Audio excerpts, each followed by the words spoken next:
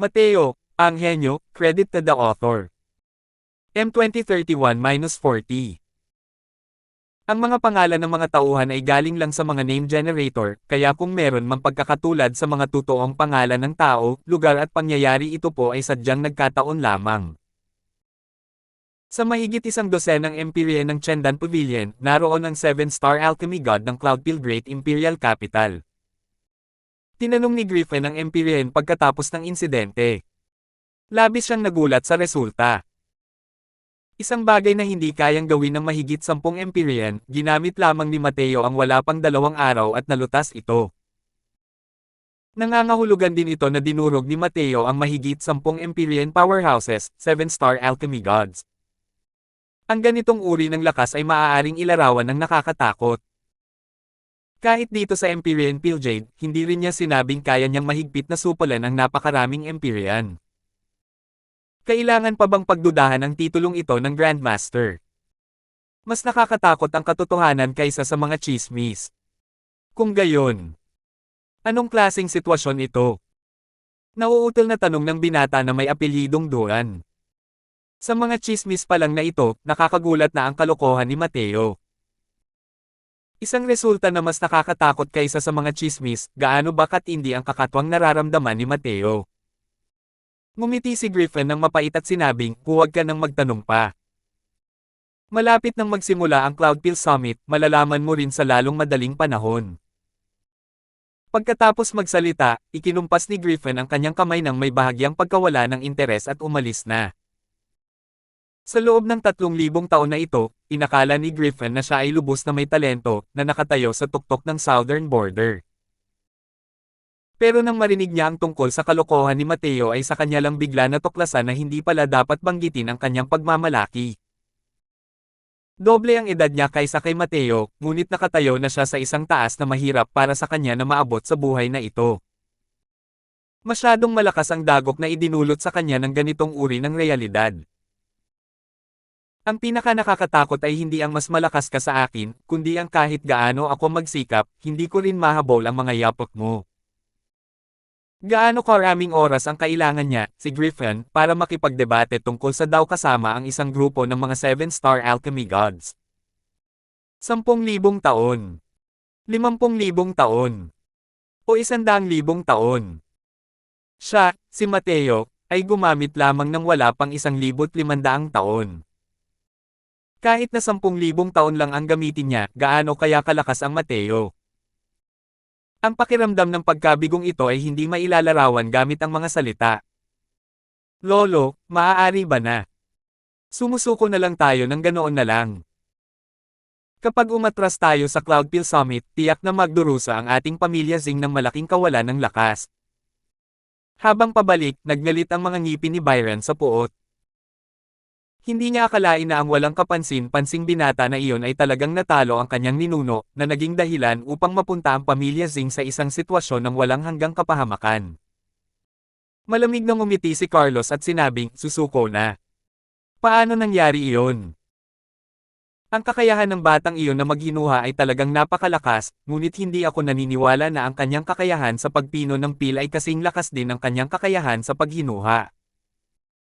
Napakaraming taon nang walang ginagawa si Lolo sa Cloudfield Summit, kaya paano magiging katulad ng isang batang iyon ang aking mga koneksyon? Sa pagkakataong ito, gusto kong ibunyag niya ang kanyang tunay na kulay. Nagliwanag ang mga mata ni Byron at nagulat siyang nagsalita, may plano si Lolo para sa mga hindi inaasahang pangyayari. Ngumiti si Carlos at sinabing, syempre, ang pinagbabatayan ng landas ng alchemy ay hindi mga salita, kundi ang lubos na hinasa na lakas.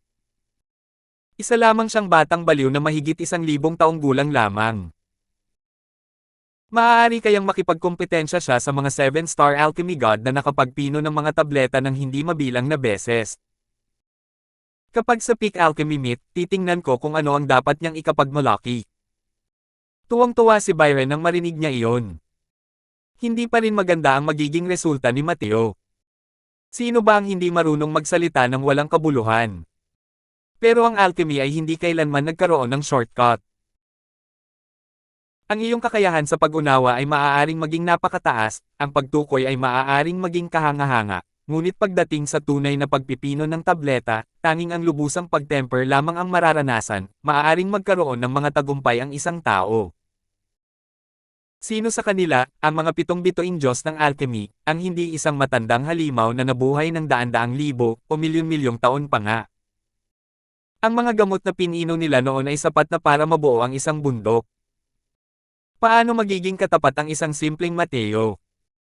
Sa gitna ng sunod-sunod na hiyawan, sa wakas ay natapos na ang Cloudfield Summit. Sa araw na ito, nagtipon ang mga powerhouse ng alchemy sa Cloudfield Great Imperial Capital. Ilang 10,000 alchemist ang nagtipon sa plaza. Ang 10,000 alchemist na ito ay pawang mga elite sa mga elite ng mundo ng alchemy ng Southern Border. Sa mataas na plataporma, 100 Empyrean powerhouses ang tuwid na nakaupo, isang kahangahangang aura na namangha sa lahat ng naruroon. Ang ganitong uri ng engranding hanay ng mga kalahok ay makikita lamang sa Cloudfield Summit, sa ganitong uri ng engranding okasyon.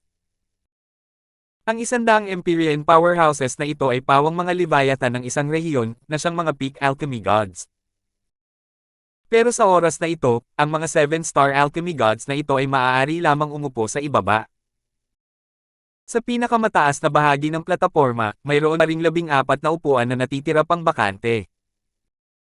Alam ng lahat na ang 14 na upuang ito ay kumakatawan sa pinakamataas na pamantayan ng mundo ng alchemy ng Southern Border. Bawat isa ay isang Grandmaster Class Alchemy Powerhouse. Biglang lumabas ang isang malakas na aura mula sa kawalan. Isang lalaking nasa katanghaliang gulang ang dahan-daang lumabas, na parang isang Diyos. Si Empyrean Pilljade, ang pinakamataas na 7-star alchemy god, ang pinakamakapangyarihang kapangyarihan ng 9th Firmament Empyrean. Sa ilalim ng Emperador ng Langit, si Pilljade ay iginagalang bilang kataas-taasan. Dama ko ang tingin ni Empyrean Pilljade, kusang ipinanganak ang kamahalan. Ngayon, magsisimula na ang Cloudfield Summit. Nagpapasalamat si Pilljade sa lahat ng dumalo. Alam ng Empyrean na ito na maraming tao ang pumunta para makilahok sa Cloudfield Summit na naglalayong makuha ang 13 Grandmasters. Ngayon, iimbitahan ng Empyrean na ito ang 13 Grandmaster powerhouses na dumating. Heavenly Soul Great Imperial Capital, Empyrean Blazing Sun. Nawala na ang boses ni Empyrean Pilljade nang lumabas mula sa kawalan ng isang lalaking parang apoy. Bahagya siyang tumango sa lahat at naglakad patungo sa kanyang upuan. Makinang na ginto, dakilang kabisera ng imperyo, Empyrean Flutterfeather. Ang Empyrean Flutterfeather na nakasuot ng asul na maluwag na roba ay lumabas na may bahagyang ngiti at bahagyang pinagsalikop ang kanyang mga kamay, pagkatapos ay naglakad patungo sa kanyang sariling upuan. Ulap na panginginig, daklang kabisera ng imperyo, Empyrean Luo Shui. Isa-isang ipinakilala ni Empyrean Pilljade. Ang mga naunang iilan ay pawang mga Panginoon ng 6 na dakilang banal na lupain sa tuktok ng bundok. Bawat isa ay isang tugatog na pag-iral ng Southern Border. Matapos umakyat sa entablado ang 6 na Empyrean na ito, bawat isa sa kanila ay umupo sa magkabilang gilid ng bakanting upuan sa gitna. Ang upuang nasa pinakagitna ay kay Empyrean Pilljade. Matapos umakyat sa entablado ang 6 na soberano, nagpatuloy si Empyrean Pilljade sa pagpapakilala. Empyrean Luman, ang awtoridad sa alkemiya ng sinaunang pamilya ng Woods. Si Empyrean Chenyo, mula sa pamilya Lo ng North Day. 6 na Empyrean powerhouses ang natapos na magpakilala. Bigla, tila nanigas ang hangin, at tumahimik ang buong plaza. Alam ng lahat na ang huling Grandmaster na ito ang pangunahing atraksyon ng Cloudfield Summit na ito. Hindi pa nga nagsisimula ang Cloudfield Summit at ang Grandmaster na ito na hindi pa man nakakarating sa Empyrean ay tuluyan ng pinalayas ang pamilya Zing mula sa Cloudfield Summit. Higit sa lahat, siya lang ang alchemist na naging Grandmaster sa 6-star alchemy god sa kasaysayan ng Cloudfield Summit. Maging si Empyrean Pilljade ay tumigil din ng bahagya bago dahan-daang ibinoka ang kanyang bibig at sinabing, ang huli, isang pambihirang talento, inimbitahan ni Empyrean Flutterfeather sa edad na mahigit 1,000 taon, at naging Grandmaster ng Cloudfield Summit na ito. Si Mateo, mula sa Heavenly Eagle Imperial City ng Southridge. Pagkatapos magpakilala ni Empyrean Pilljade, dahan-daang lumabas mula sa kawalan ng figure ni Mateo. Napunta ang tingin ng lahat sa katawa-tawang batang Grandmaster na iyon. Ang imperial na lungsod ng Southridge's Heavenly Eagle. Ano ang lugar na iyon? Ngayon ko lang narinig yan. Ang ganitong maliit na lugar ay maaari nga bang magbunga ng isang Grandmaster? Talaga bang may kakayahan itong si Mateo na hawakan ang posisyon ng Grandmaster? Kahit umatras ang pamilya Zing mula sa Cloudpil Summit, nabalitaan kong natalo sila sa isang pastahan. Kung gaano kalakas ang mayroon ng Mateo na ito, walang nakakaalam. Sayang lang at hindi natin kayang hamanin ang mga Grandmaster. Kung hindi, subukan natin ng kaunti at malalaman natin. Kahit matagal nang may mga alamat si Mateo sa Cloudpil Great Imperial Capital, nang makita nila talaga si Mateo, hindi pa rin mapigilan ng lahat ang paghinga ng malamig. Masyadong bata. Ang edad na ito ay dapat na nakatayo sa ibaba at nakikilahok sa mga labanan sa alchemy kasama nila. Pero ngayon, nakaupo na siya sa upuang Panginoon. Kapatid na Piljade, hinayaan mo bang umupo sa isang Grandmaster seat ang isang batang hindi pa ganap ang buhok, saan kaya mapupunta ang mga mukha nating mga 100 7-star alchemy gods na ito? Hindi pa nakakaupo si Mateo nang may marinig siyang boses na puno ng sarkasmo. 2032. Nagsimula na ang isang magandang palabas. Sa plaza, ang tingin ng lahat ay nakatuon kay Mateo. Si Empyrean Wenlan yan. Ang lakas niya sa alchemy ay isa rin sa nangungunang 5 nilalang sa grupo ng mga Empyrean. Kung tatanggapin niya ang posisyon niya sa ilalim ni Mateo, malamang na ayaw niyang sumuko. Hindi ko inaasahan. Nakasabit na ang mga kurtina ng Cloudpil Summit at umalingaw-ngaw ang amoy ng pulbere. Nabalitaan kong matalik na magkaibigan si Empyrean Wenlan at ang ninuno ng pamilya Zing. Darating ito para itaguyod ang hustisya para sa kanya. Si Empyrean Wenlan na nagsalita ay nasa ika-5 sa mga pwesto sa Empyrean. Ibig sabihin din nito ay nasa ika-5 pwesto siya sa ibaba ng Grandmaster. Ang ganitong uri ng lakas ay hindi rin naman mas mababa kumpara sa mga Grandmaster. Pagkabuka niya ng bibig, lahat ng mga Empyrean ay tumingin kay Mateo nang may pagtataka, gustong makita kung paano niya haharapin ang krisis na nasa harap niya. Ang mga naruroon ay masasabing ang buong mundo ng alchemy ng Southern Border.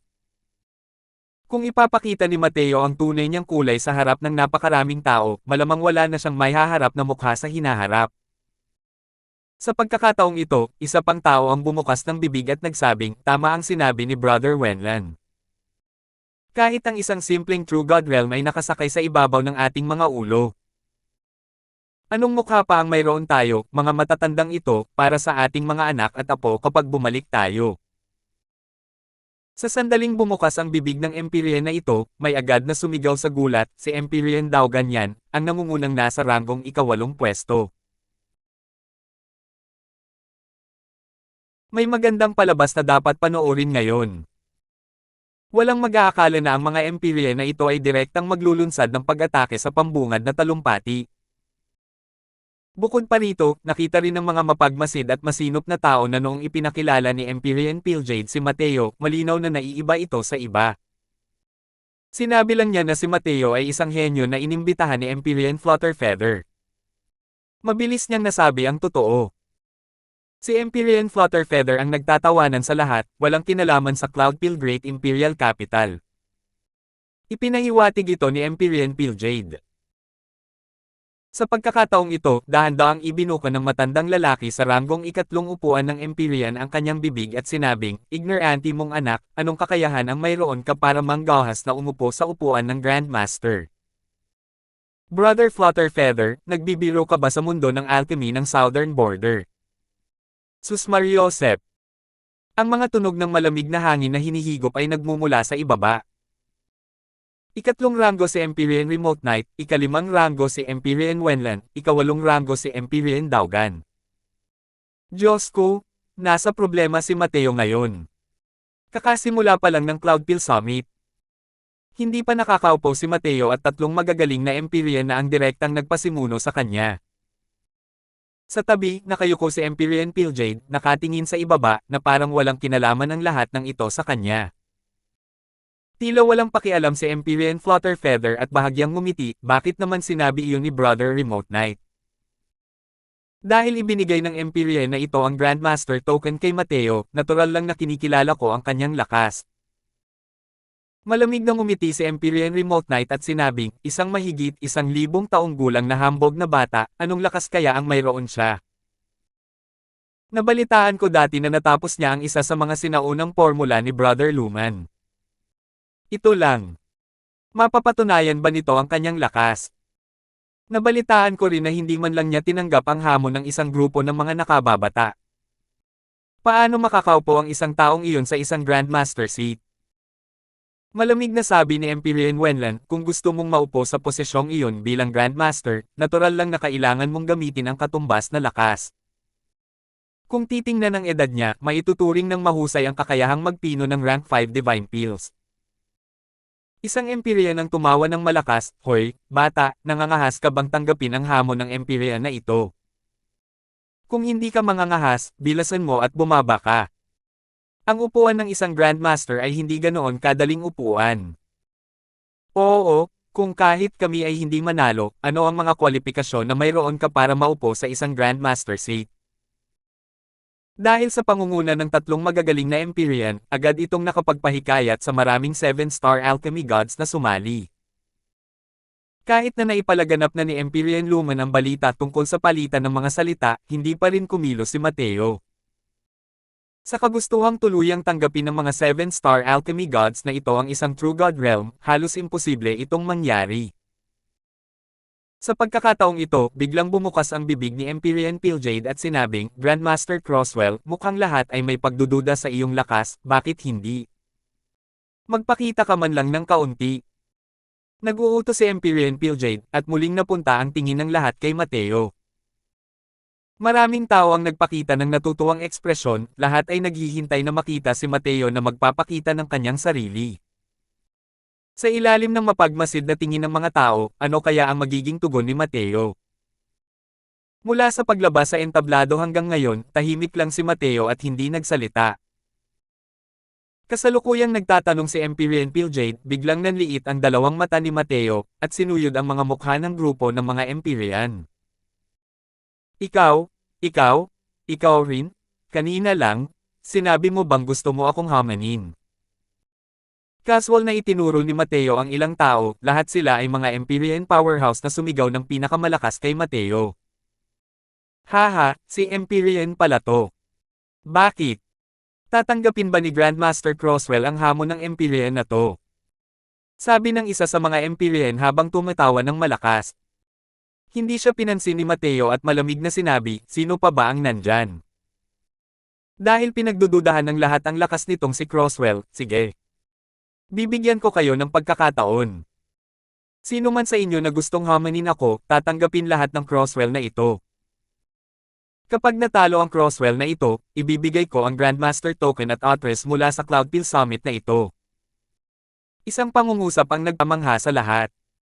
Napakapangangibabaw naman ng deklarasyon na yan. Gusto niyang hamanin ang lahat ng 7-star alchemy gods na mas mababa sa Grandmaster gamit ang kanyang kapangyarihan lamang. Hey, kailangan din ng lakas ng pagiging dominanti para maging dominanti. Kalimutan mo na ang mga nasa ibaba, ang mga Empyrean na nasa pinakamataas na ranggo, ang kanilang mga lakas ay halos hindi mas mahina kaysa sa mga imbitadong Grandmaster. Gaano ba kalakas ang kakayahan niya para hamanin ang lahat ng Empyrean? 7-star alchemy gods, ang kanilang lakas ay natural na hindi rin pare-pareho. Ang mahihina ay mayroon lamang lakas ng Initial Stage 7-star, Initial Stage Dao Realm. Ang malalakas ay ang mga katulad ni Empyrean Remote Knight at ang katulad niyang lakas sa alchemy ay halos hindi nahuhuli sa mga Grandmaster Powerhouse. Si Mateo, isang maliit na 6-star alchemy god, masyadong mayabang ang mga salitang yan, di ba? Hahaha, talagang walang pigil dahil sa iyong murang edad. Kailan pa nagkaroon ng ganito Cart na junior sa mundo ng alchemy ng ating southern border? Alam mo ba na ang mga nakaupo rito ngayon ay pawang mga nangungunang awtoridad sa mundo ng alchemy ng southern border? Talagang nangahas kang hamanin ang lahat. Hindi napigilan ni Empyrean Remote Knight ang pagtawa ng malakas nang marinig niya iyon. Malamig na sabi ni Mateo, dahil nakaupo na itong si Croswell sa Grandmaster seat, kung hindi ko man lang kayo mapanalunan, ano pa ang mga kwalifikasyon ko para manatili rito?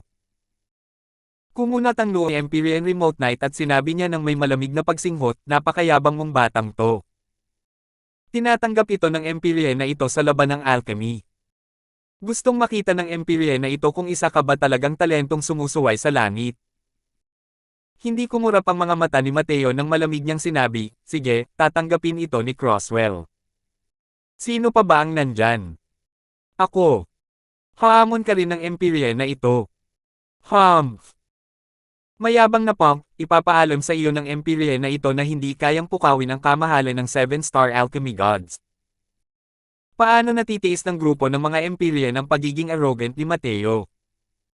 Isa-isa silang humakbang paarap at hinamon si Mateo. Sa pangalawang upuan ni Empyrean, bahagyang kumunat ang noo ni Empyrean Perpluang, at sinabi niya kay Empyrean Flutterfeather, kapatid na Flutterfeather, malamang na hindi ito. Tama, di ba? Pero bahagyang ngumiti si Empyrean Flutterfeather at sinabing, relax ka lang, may prinsipyo si Mateo. Hindi napigilan ni Empyrean Perpluang na mabulunan ng marinig iyon. Medyo mataas din ang tiwala ni Flutterfeather kay Mateo, di ba? Sa loob lamang ng maikling panahon, mayroong mahigit 50 Empyreans na humamon kay Mateo. Ang kanilang ranggo ay tumaas mula sa ikatlong pwesto na Remote Knight patungo sa ika-100. Ang mga Empyrean powerhouse na kayang umupo sa plataporma ay mga Dao Realm powerhouse din. Ang mga pangalawang uri ng 7-star alchemy gods na hindi talaga iimbitahan ng Cloudpil Summit. Kaya naman, kahit ranggo ng mga Empyrean ay nasa pinakahuli, hindi maaaring maliitin ang kanilang lakas. Sa pagkakataong ito, isang payat na matandang lalaki sa tabi ni Empyrean Perpluang ang bumukas ng bibig at walang pakialam na nagsalita, bakit hindi mo na lang isama ang matandang ito? 2033. Si Empyrean Claudius yan. Diyos ko, ang lakas niya ay talagang antas ng Grandmaster. Kumilos din siya. Si Empyrean Claudius ay palaging isang maverick, kaya walang master ng banal na lupain ang nag-imbite sa kanya na hawakan ang posisyon ng Grandmaster. Ngunit ang kanyang lakas ay hindi mas mababa kaysa sa mga Grandmaster na inimbitahan. Sumigaw na ng sobra si Mateo dahil dito. Dahil kumilos na ang lahat ng nasa Cloudpil Summit, malamang hindi na siya makakasali sa Cloudpil Summit na ito. Sa sandaling ibinuka ng matanda ang kanyang bibig, agad na may sunod-sunod na bulala sa ibaba. Lalong natuwa ang mga nanood ng palabas sa kasawian ng iba. Maging ang mga mata ni Empyrean Flutterfeather ay nanikip din, gulat na nakatingin kay Empyrean Claudius, halatang hindi inaasahan na gagawa ito ng aksyon. Hindi rin kasing lakas ng mga Grandmaster. Bilang numero 1 tao ng Southern Borders Alchemy Dao, si Empyrean Piljade ay isang walang kapantay na makapangyarihang nilalang sa Ancestor Realm. At siya rin ang nag-iisang Ancestor Realm powerhouse na naroon. Kung tungkol naman sa 6 na iba pang ulo ng banal na lupain, mayroong Grand Completion Dao Realm at mayroon ding Late Stage Dao Realm. Kung tungkol naman sa mga Grandmaster na inimbitahan, ang kanilang lakas mas mahina ng kaunti. At sa nangungunang 5 powerhouse sa mga upuan ng Empyrean, ang kanilang lakas ay hindi naman gaanong mahina kumpara sa mga Grandmaster. Si Empyrean Perpluang ang kinatawan ng isang tipikal na halimbawa. Noon pa man ay Grandmaster na ang gamit niya bago pa man ang Cloudpil Summit na ito. Pero kahit na ganoon, pangalawa lang ang ranggo niya. Kung gayon, maiisip mo ang lakas ni Empyrean Claudius na nasa unang pwesto. Dahil si Empyrean Claudius ang uupo sa pwesto ng Grandmaster, wala talagang sino man ang patputol. Base sa reaksyon ng lahat, nakita rin ni Mateo na hindi simple ang Empyrean Claudius na ito. Pero, ano ang kinatatakutan niya, Mateo? Wala pang sino man ang may kakayahang magpababa ng ulo sa kanya dati sa alchemy. Wala noon, imposible ring magkaroon ngayon. Sige, tinatanggap ko na. Malamig na sabi ni Mateo. Tumanggaw si Empyrean Claudius at malamig na sinabi, nakikita ko ang 1,000 taong gulang na Grandmaster, ang matandang ito ay sadyang mausisa at sandaling nangangati na subukan, at gustong makipag-sparring. Bahagyang ngumiti si Mateo at sinabing, kapatid na Claudius, pakibigyan po ng mga payo. Tumawa ng mahina si Empyrean Claudius at sinabing, hindi ako mangangahas na magbigay ng payo. Sana ay hindi mo bigwan ang Empyreang ito. Nakikita niya na hindi sinasadyang pahirapan siya ng Empyrean Claudius na ito, gusto lang niya makipag-sparring. Ganitong klase ng mentalidad ang naranasan ni Mateo noong nakatagpo niya si Empyrean Flutterfeather noon, at nakahanap din siya ng mga paraan para makipagkompetensya rito. Sa pagkakataong ito, bahagyang ngumiti si Empyrean Pilljade at sinabing, dahil ganoon nga, ang Cloudpil Summit na ito ang unang magbubukas sa Grandmaster Challenge na ito. Ang huling bilang ay mayroong kabuoang 63 Empyrean na humamon kay Mateo, mahigit kalahati ng kabuuan. Nang marinig ng mga manunood sa ibaba ang figurang ito, bawat isa sa kanila ay huminga ng malalim. Dahil sa napakaraming 7-star alchemy gods na humahamon sa isang 6-star alchemy god, isa itong pambihirang palabas sa buong Heavenspan world. Sa plaza, isang singsing ang itinayo. Napunta ang tingin ng lahat sa batang nasa loob ng ring. Isang nasa katanghaliang gulang na Empyrean ang biglang sumulpot, ang kanyang tingin kay Mateo ay puno ng paghamak. Bata, hindi ito para sa iyo, naroon ang upuan mo. Itinuro ni Empyrean ang mga tao sa ibaba at malamig na sinabi, bakit hindi mo nalang aminin ang pagkatalo mo at bumalik doon? Sa tingin ko ay hindi ka pahihirapan ng lahat dahil sa mukha ni Brother Flutterfeather. Umalangaw-ngaw ang tawanan sa paligid, halatang sumasang-ayon sila sa kanyang mga sinabi.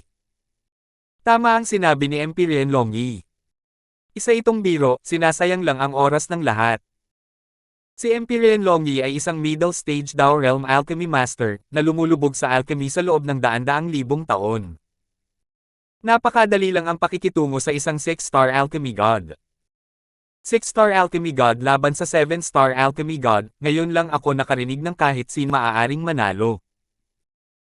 Bagamat buong time na nangako si Mateo na hamanin ang lahat ng mga Empyrean, kakaunti lamang ang tunay na nakaramdam na taglay niya ang ganitong lakas. Hinamon ng 4-star alchemy god ang 5-star alchemy god, lahat ay namangha at pinuri sila bilang isang henyo. Tutal, sa mga henyong alchemist na naroon, maraming tao ang kayang gawin ito. Kung hahamunin ng 5-star alchemy god ang isang 6-star alchemy god, tiyak na magugulat ang lahat. Isa na itong henyo sa mga henyo. Kaya naman, nang matalo ni Serena ang grupo ng mga henyo noon, lahat ay labis na namangha. Pero, ang paghamon ng isang 6-star alchemy god sa isang 7-star alchemy god, kalokohan lang talaga yun. Ang mga 7-star alchemy gods ay halos nalulong sa alchemy sa loob ng daan-daang libong taon, ang takot sa kanilang lakas ay hindi maisip. Isang batang walang hiya na mahigit 1,000 taon pa lamang nag-cultivate, ano ang karapatan niyang hamanin ang mga 7-star alchemy gods? Gayunpaman, lampas sa inaasahan ng lahat, tiningnan ni Mateo ang Empyrean Longyi sa harap niya at malamig na sinabi, masyado kang mahina. Sa dami ng taong humahamon, nakakaabala ang paglapit ng paisa-isa. Bakit hindi? Lumapit ng 5 ng paisa-isa. Natahimik ang buong lugar. Ang lahat ay tumingin kay Mateo na parang tanga, pakiramdam nila ay hindi makatwiran ang kaiabangan ng lalaking ito. Mayabang. Walang alam. Tanga. Ikaw, itong junior na ito, ay talagang mayabang. Nagalit si Empyrean Longyi sa isang pangungusap na ito hanggang sa maging piko ang kanyang ilong. Karaniwan siyang isang napakalakas na nilalang na iginagalang ng mga tao. Pero ngayon, minamaliit pa siya ng isang batang walang hiya na tulad nito, paano siya hindi magagalit?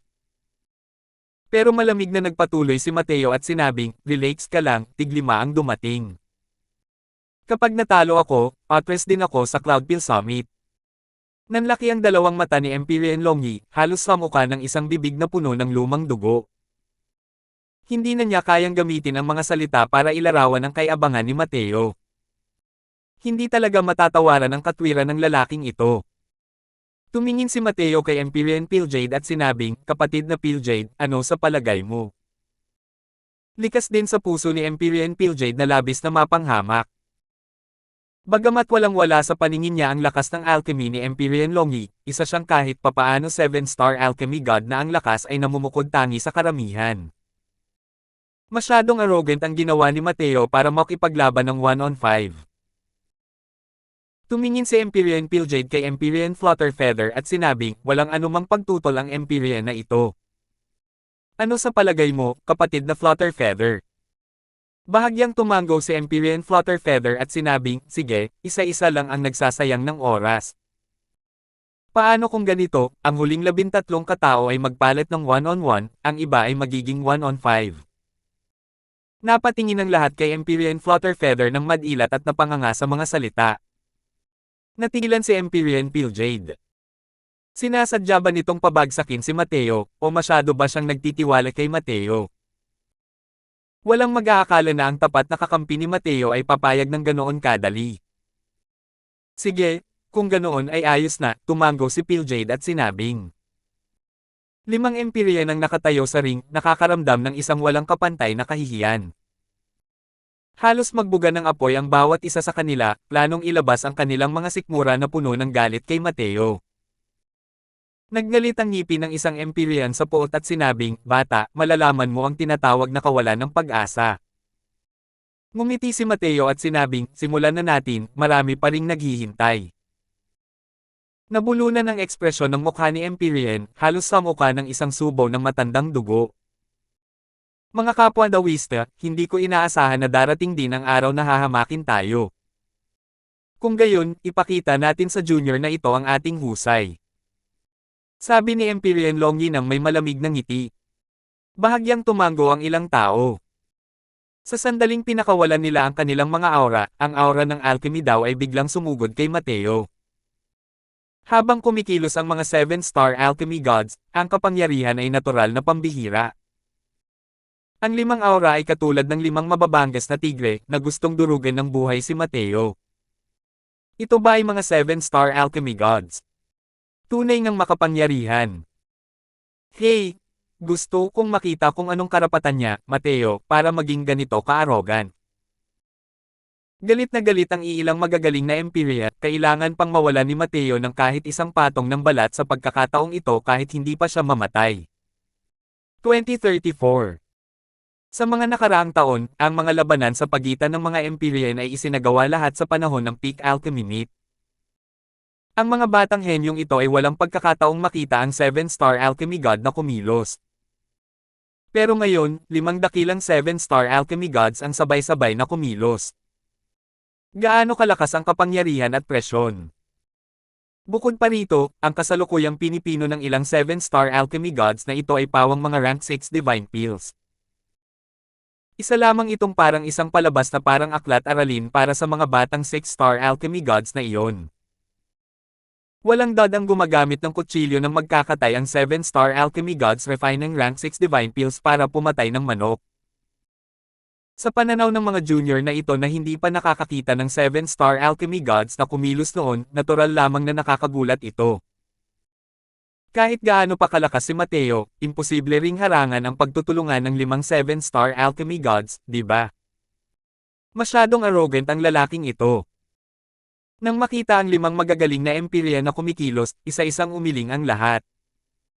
Ang kasalukuyang Mateo ay parang payaso na sa kanilang mga puso. Nang makita ni Empyrean Wenlin ang sitwasyon, natawa siya ng malakas, "Huho, Brother Flutterfeather, malamang nagkamali ka ng kalkulasyon ngayon, di ba? Kahit gaano pa kalakas ang batang ito, paano niya matatalo ang 5 magagaling na 7-star alchemy gods?" Ngumiti lang si Empyrean Flutterfeather at hindi nagsalita. Hindi makikita ang pag-aalala sa kanya. Nang maramdaman ang 5 alchemy daw aura na kayang magpabagsak ng mga bundok at magpabaligtad ng mga dagat, malamig na tumawa lang si Mateo. Bumuo ng isang selyo gamit ang kanyang kamay, isang walang hanggang aura ang pumailan lang sa langit na parang isang rocket mula mismo sa pagitan ng mga puwang ng 5 dakilang Empyrean. Agad na nagbago ng malaki ang mga mukha ng lahat. Sa sandaling lumitaw ang aura na ito, agad nitong ginawang mapatla ang aura ng 5 dakilang Empyrean kung ikukumpara. Pinilit ng nakasisilaw na liwanag na iyon ang lahat hanggang sa hindi na nila maimulat ang kanilang mga mata. Kung ang aura ng 5 dakilang Empyrean ay inihalin tulad sa mga bituin, ang aura ni Mateo sa kasalukuyan ay ang araw. Sa ilalim ng liwanag ng araw, lahat ng mga bituin ay nawala ng kanilang kinang. Ako lamang ang naghahari sa kataas-taasan. Napakalakas na aura. Lumalabas na kayang gawin ito ng isang 6-star alchemy god hanggang dito. Nakakatakot. Para talagang talunin ang 5 dakilang 7-star alchemy gods gamit ang lakas ng 6-star alchemy god, anong realm nga ba si Mateo? Middle stage daw realm. Late stage. Paano ito naging posible? Paano naging ganito kalakas ang isang 6-star alchemy god? Sa plaza, nagsanib puwersa ang mga sigaw ng mga bulalas. Ang mga 6-star alchemy gods dito ay hindi bababa sa 10,000 tao. Bawat isa sa kanila ay may pamantayan para sa mga limitasyon ng 6-star alchemy god sa kanilang mga puso. Ngunit ang kasalukuyang Mateo ay tuluyang sumire sa lahat ng kanilang mga pamantayan, sinira ang lahat ng kanilang pangunawa. Lumalabas na napakalakas pala ng mga 6-star alchemy god. Sa gitna ng karamihan, tiningnan ni Griffin ang nakasisilaw na figure na puno ng pait ang mukha. Mali tayong lahat. Lumalabas na hindi siya nag-iinarte, kundi hinahamak niya talaga tayo. Kahit na lahat tayo ay mga 6-star alchemy gods, wala tayong kwalipikasyon para hamanin siya. Sa sandaling ito lamang naunawaan ni Griffin na ang lahat ng kay-abangan ni Mateo noon ay naglalarawan lamang ng isang napaka-normal na bagay. Wala na ang mga mata ni Mateo noong unang panahon. Ang mga kayang makipagpalitan ng suntok sa kanya ay mga 7-star alchemy gods lamang. Bukod pa rito, sila ang mga pinakamataas na eksistensya sa mga 7-star alchemy gods. Dahil ganoon nga ang nangyari, natural lang na katawa-tawa ang kanilang pang-aasar. Papayag kaya ang isang Empyrean powerhouse sa pang-aasar ng isang celestial deity realm? Ano ang pagkakaiba ng ganoong uri ng pang-uuyam mula sa isang makulat na batang nakaturo sa isang matanda at sinasabing, gusto kitang talunin? Kung tungkol naman kay Max at sa iba pa, bawat isa sa kanila ay nagulat hanggang sa hindi na ito maaaring lumagpas pa. Nasaksihan na nila ang alchemy daw ni Serena bago pa man sila natalo sa mga kamay nito hanggang sa maging itim at asul na ang mga ito. Noong panahong iyon, inakala nilang si Serena ay isang pambihirang talento sa alchemy. Pero ang paglalagay kay Serena sa harap ni Mateo, hindi iyon kapantay. Hindi nakakapagtaka na kahit sa pambihirang talento ni Serena, kinailangan pa rin niyang maging magalang at masunurin sa harap ni Mateo. Ang lakas ng alchemy ni Mateo ay sapat na upang durugan ang karamihan sa mga 7-star alchemy gods. Sina Empyrean Pilljade, Empyrean Pilljade, Empyrean Lumen, Empyrean Claudius, at ang iba pa ay pawang nagniningning sa kanilang mga titig sa oras na ito. Malinaw na namangha sila sa nakamamanghang debo ni Mateo. Ito ang unang pagkakataon na kumilos si Mateo sa Cloudpil Summit. Ngunit nagukit ito ng isang hindi mabuburang marka sa isipan ng mga tao. Ang mga mukha ng 5 dakilang Empyrean ay lubhang nagbago, isang hindi pa nararanasang pang-aapi ang agad na nagdulot sa kanila ng maraming pagkakamali. Nang magpalitan ng santukan ng mga eksperto, ang tagumpay at pagkatalo ay nasa loob lamang ng ilang milimetro. Ang maliit na pagkakamaling ito ang nagtakda na ng conclusion. Sa sandaling kumilos si Mateo, agad niyang naitatag ang kanyang tagumpay. Siyempre, hindi ordinaryong tao sina Empyrean Longi at ang iba pa. Kahit na nasupil, hindi pa rin sila natatalo. Sayang lang at nakatakda na ang pagkatalo. Ang 5 dakilang Empyrean ay tanging maliit na pamumuhay lamang ang kaya nilang makamit sa ilalim ng malakas na presyon ni Mateo.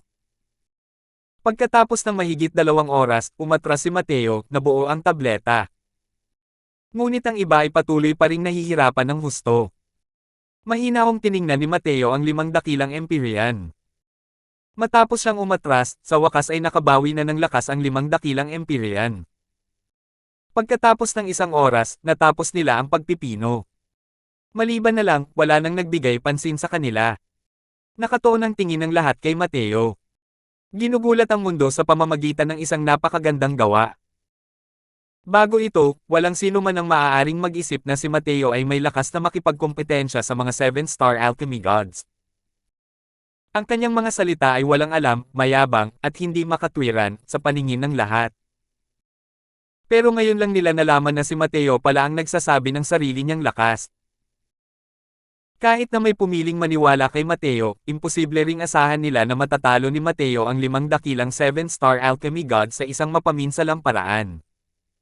Napakaganda. Talagang kahanga-hanga. Isang binata na mahigit 1,000 taong gulang, paano naging ganito kalakas ang kanyang lakas sa alchemy? 7-star alchemy god. 7-star alchemy gods yan. Isa pa, 5 pa sila. Natalo sila ng ganito lang. Base pa lang sa laban na ito, sino ang maglalakas loob na magsabi na wala siyang kwalipikasyon para maupo sa pwesto ng Grandmaster? Ang galaw ni Mateo ay ikinagulat ang buong mundo ng alchemy ng Southern Border. Simula ngayon, hindi pa rin kayang talunin ang mga 7-star alchemy gods. Malapit nang buksan ng Pogen, pigil ng lahat ang kanilang hininga. Mateo, Purple Spirit Divine Grade. Empyrean Longi, pinakamataas na antas. Empyrean Pangaw, Superior Grade. Binuksan ng isang Grandmaster ang mga hurno ni Mateo at ng iba pa. Bukod kay Empyrean Longi na umabot sa tugatog ng Superior Grade, ang iba ay pawang mga ordinaryong Superior Grade lamang, wala man lang kahit isang Heaven Grade. Ang 7-star Alchemy Gods Refining ay may 6 na Divine Pills, kasama ang lakas ni Empyrean Longi at ang iba pa, ang Heaven Grade ang pinakamababang kinakailangan. Kahit ang pagiging banal ay hindi rin mahirap para sa kanila. Ngunit mahigpit silang napigilan ni Mateo at hindi man lang sila nakaabot sa antas langit. Ang ekspresyon sa mukha ni Empyrean Longi ay labis na pangit. Sumingot lang siya ng malamig at bumalik sa kanyang upuan. Pakiramdam niya ay tuluyan na siyang nawala sa sarili niyang mukha. Sa totoo lang, napigilan na siya ng isang 6-star alchemy god sa ganoong antas. Huho, hindi nakakapagtaka na nagagawa mong baguhin ang pananaw ni Empyrean Flutterfeather. Hindi nga maitatanggi ang lakas ni Grandmaster Crosswell. Gayunpaman, kung gusto mo maging Grandmaster dahil lang dito, hindi pa rin sapat. Sa mga upuan ng Empyrean, sabi ni Empyrean Wenlan na puno ng sarkasmo. Sa sitwasyon ni Mateo, natural lang na kaya niya itong gawin at mas gawin pa niya ito ng mas mahusay kaysa kay Mateo. Tutal, ang lakas ng alchemy ni na Empyrean Longi at ng iba pa ay maituturing lamang na mas mababa sa karaniwan sa mga 100 Empyrean na ito. Ngunit ang kanyang mga salita ay patuloy pa ring lumalabas ang maasim na lasa. Malinaw na ang lakas ni Mateo ay higit pa sa inaasahan ng lahat. 2035. Mateo, Purple Spirit Divine Grade. Empyrean Azure Rain, pinakamataas na antas. Empyrean Jehao, Superior Grade.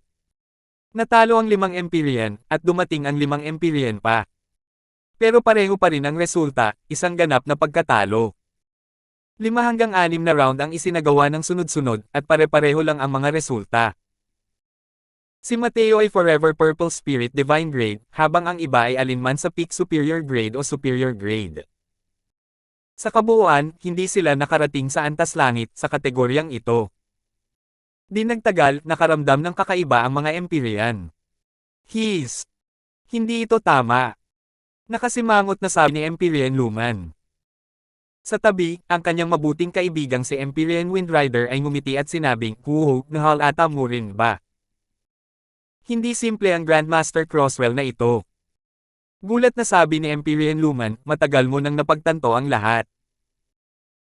Ngumiti si Empyrean Windrider at sinabing, ang pagkakasunod-sunod ng paglabas sa entablado ay ayon sa lakas ng mga Empyrean, na siyang pagkakasunod-sunod din ng kanilang mga upuan.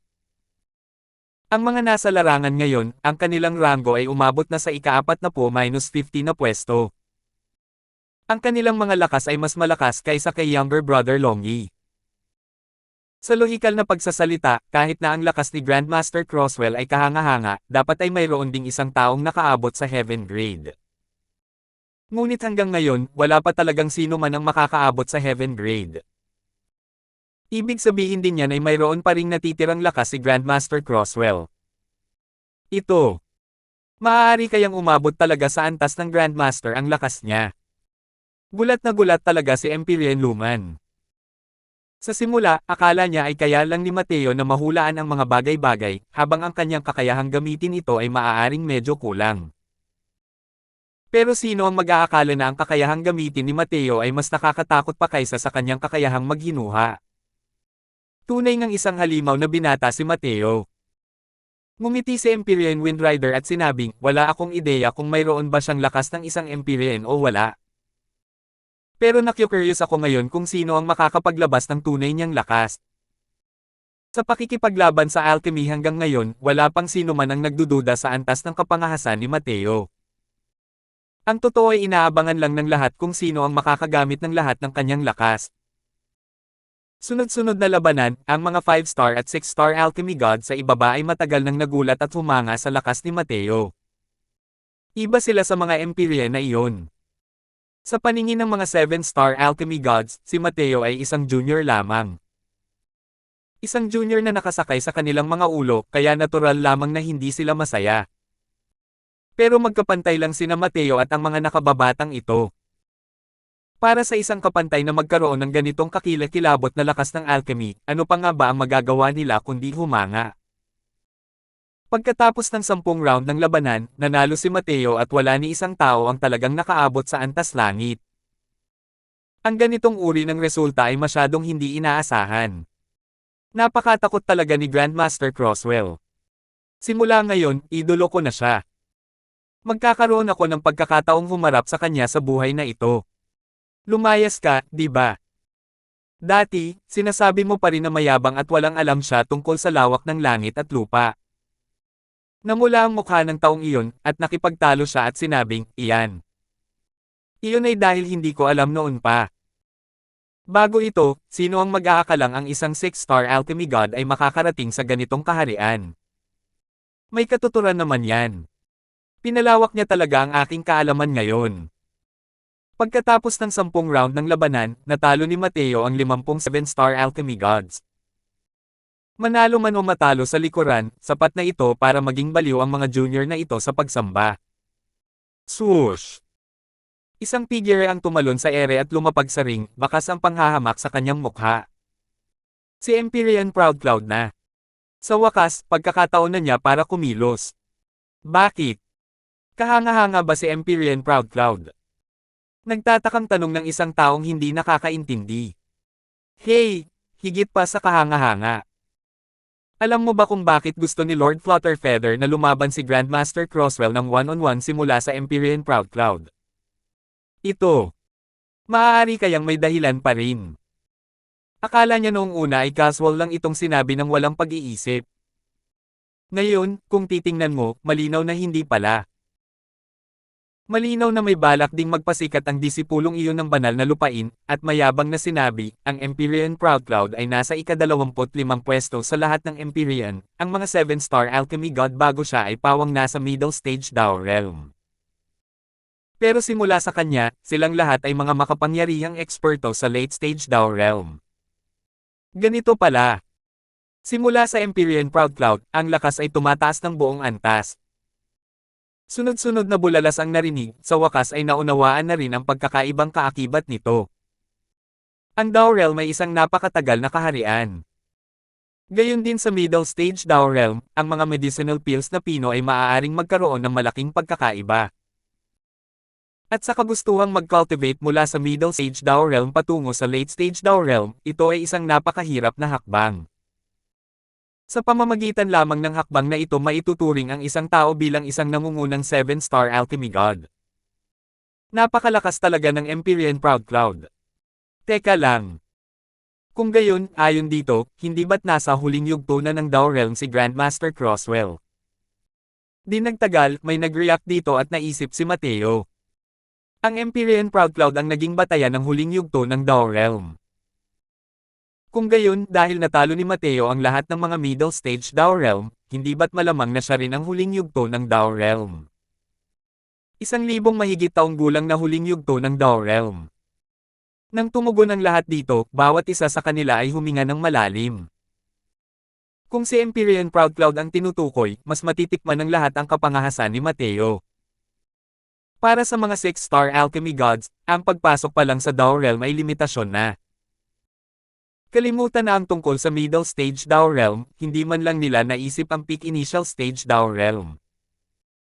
Dahil kapag nakapasok ka na sa Dao Realm, tataas ang hirap ng pag-unawa sa alchemy Dao. Nangangailangan iyon ng pag-iipon ng hindi mabilang na taon. At ang mahabang panahong ito ay sapat na upang hayaan ang mga henyong ito na makalusot sa Empyrean Realm. Dati, Ang hula ng lahat tungkol sa lakas ni Mateo ay halos nasa middle stage daw realm. Pero ngayon, bigla na lang umangat ng isang antas si Mateo, at naabot na ang huling yugto ng Dao Realm. Ang ganitong uri ng pagbabago ay nagpamangha sa lahat. Pati na rin sa pagiging katawa-tawa. Ang disipulo ng banal na lupain na unang nagyayabang ay natigilan din. Malinaw na hindi niya rin ito naisip. Sinabi ng disipulong iyon ng banal na lupain, ito. Bagamat si Grandmaster Crosswell ay tunay na isang pambihirang henyo, imposibleng maging katapat niya si Empyrean Proudcloud. Tutal, hindi naman maikli ang tagal ng panahon na nararanasan ni Empyrean Proudcloud sa huling yugto ng Dao Realm. Sunod-sunod na tumango ang iba. May hangganan ng pagiging kakilakilabot. 1,000 mahigit taong gulang na late-stage Dao Realm, hindi na ito kayang isipin. Kung tuluyan ng natalo si Mateo, malinaw na napaka hindi makatwiran nito. Pero ngayon, wala pa sa mga junior na ito ang nakakaramdam na hindi angkop para kay Mateo na umupo sa isang Grandmaster seat. Nalampasan na niya ang 80% ng mga Empyrean sa murang edad, ang kanyang mga tagumpay sa hinaharap ay tiyak na hindi mababa sa mga Grandmaster na ito kahit pa lumagpas pa siya sa inaasahan. Tumingin si Empyrean Proudcloud kay Mateo at sinabing may mapanghamak na tingin sa kanyang mukha, Mateo, minamaliit ka nga ng Empyrean na ito. Hindi ko inaasahan na nasa huling yugto ka na ng Dao Realm sa murang edad. Pero masyado kang mapang mataas, masyadong mayabang. Hinamon mo ang lahat ng 7-star alchemy gods gamit ang Grandmaster token bilang postahan. Dito ka lang titigil kasama ko. Makakaalis ka lang sa Cloudpil Summit ng may mabigat na loob. Gayon din sa huling yugto ng Dao Realm, nakapag-cultivate na siya ng ilang daang libong taon na higit pa kaysa kay Mateo. Kaya paano siya matatalo kay Mateo? Pero talagang nagulat siya sa talento ni Mateo. Medyo nagseselos pa nga siya. Dahil sa talento ni Mateo, ang paglampas sa kanya ay usapin na lamang ng panahon. Kaya naman, nakapagdesisyon na siya sa puso niya na walang awang sirain ang prestihiyo ni Mateo sa pagkakataong ito, para mawala ang lahat ng kanyang pride, at tuluyang durugin ang henyong ito. Kahanga-hanga ang mga henyo, pero madali rin silang masira. Habang mas nagiging kahanga-hanga at mas nagiging mapagmataas sila, mas mabilis silang malalanta pagkatapos nilang matamaan. Habang iniisip ang mga pangyayaring ito, palihim na gumaan ang loob ni Empyrean Proudcloud. Ganun ba? Para mapaalis ako sa Cloudpil Summit, ang mga katulad mo lang ay hindi pa sapat ang kwalifikasyon. Tumingin si Mateo kay Empyrean Proudcloud at mahinahong sinabi. 2036. Sok-sok, kasing yabang talaga ng dati. Hindi ko lang alam kung may lakas pa ba siyang magmayabang o wala, sabi ni Empyrean Wenlan ng may bahagyang ngiti. Ang mga labanan sa alchemy dati ay pawang mga pampaganya lamang. Walang maihahambing sa pagitan ng mga powerhouse ng late-stage Dao Realm at middle-stage Dao Realm. Ngayon, nang marating namin ang Empyrean Proudcloud na ito, oras na para ipakita ang tunay na kakayahan ng isang tao. Malamig na sinabi ni Empyrean Daogan, 1,000 mahigit taong gulang na late-stage Dao Realm, maipagmamalaki na ng batang ito. Pero pagkatapos niyang maabot ang late-stage Dao Realm, lalo pa siyang nagiging mahirap. Kahit gaano pa kagaling ang talento niya, ito pa rin ang hangganan. Lihim na tumango ang ibang mga Empyrean nang marinig nila ito. Naunawaan nila ang hirap ng mas pagsulong pa matapos nilang marating ang huling yugto ng Dao Realm. Tungkol naman kay Mateo na naglakad papunta sa baitang na ito, talagang labis silang nagulat. Pero kung pag-uusapan ang paghakbang palalo at pagtalo sa mga huling yugto ng Dao Realms, hindi nila ito pinaniwalaan kahit ano paman. Malungkot ang ekspresyon ni Empyrean Proudcloud habang sinasabi niya ito ng may malamig na ngiti, kung gayon, hayaan mong suntukin ka ng Empyrean na ito. Illusory Truth Cauldron, buksan mo. Sa isang iglap, kumalat ang aura ni Dao, lahat ay humanga sa isa't isa. Ito ay isang kayamanan ng espiritu ng Empyrean. Mukhang seryoso talaga si Empyrean Proudcloud. Hindi ito patas. Empyrean Spirit Treasure laban sa Celestial Deity Mystic Treasure, napaka-unfair nito. Ang kasalukuyang Mateo ay nakakuha na ng grupo ng mga taga-suporta. Nang makita nila si Empyrean Proudcloud na gumagamit ng isang Empyrean Spirit Treasure, agad silang nalungkot. Ang ginagamit ni Mateo ngayon ay ang Xuanlong Cauldron na ibinigay sa kanya ni Empyrean Flutterfeather. Ito ay isang pinakamataas na pag-iral sa mga mystical na kayamanan ng mga Diyos sa langit, na hindi mas mahina kaysa sa mga mystical na kayamanan ng mga tunay na Diyos. Gayunpaman, ang isang mystical na kayamanan ng celestial deity ay isa pa ring mystical na kayamanan ng celestial deity. Gaano man ito kalakas, hindi ito maihahambing sa kayamanan ng Empyrean Spirit. Ang mga kalderong panggamot ay may malaking kakayahang magpahusay para sa pagpipino ng mga tableta, maging ito man ay dahil sa kalidad ng mga tabletang panggamot o habang ginagawa ang pagpipino. Sa parehong lakas, ang mga medicinal pills na pino ng isang Empyrean Spirit Treasure at pino ng isang Celestial Deity ay walang maihahambing. Humph! Kapag pinino ng Empyrean na ito ang mga table tasks, paano kayo ang sasali, mga junior? Bukod pa rito, ang labanang ito ng alchemy ay hindi naghihigpit sa mga medicinal cauldron. Kaya ano ang mali sa paggawa ko nito? Kung talagang mayroon siyang lakas ng isang Grandmaster, papayag ba siya sa kaunting pagkakaibang ito? Tanong ni ProudCloud nang may malamig na ngiti. Walang hiya. Ito ang pakiramdam na ibinibigay ng ProudCloud sa lahat ngayon. Mga nakababata lang talaga silang lahat na walang karapatang magsalita. Ngunit sa oras na ito, isang sinag ng puting liwanag ang lumipad mula sa mga upuan ng Empyrean at lumapag sa ring. Isang malagatas na puting kalderong panggamot ang lumitaw sa harap ng lahat. Nang makita ni Empyrean ProudCloud ang koaling panggamot na ito, hindi maiwasang magbago ang ekspresyon ng kanyang mukha. Lumingon siya sa mga upuan ng Empyrean at sinabi sa seryosong boses, "Kapatid na Claudius, anong ibig mong sabihin dito?" Lumalabas na ang koaling panggamot na ito ay kay Empyrean Claudius pala. Ang aura na nagmumula sa malagatas na puting koaling panggamot na ito ay mas malakas pa kaysa sa Illusory Truth Cauldron.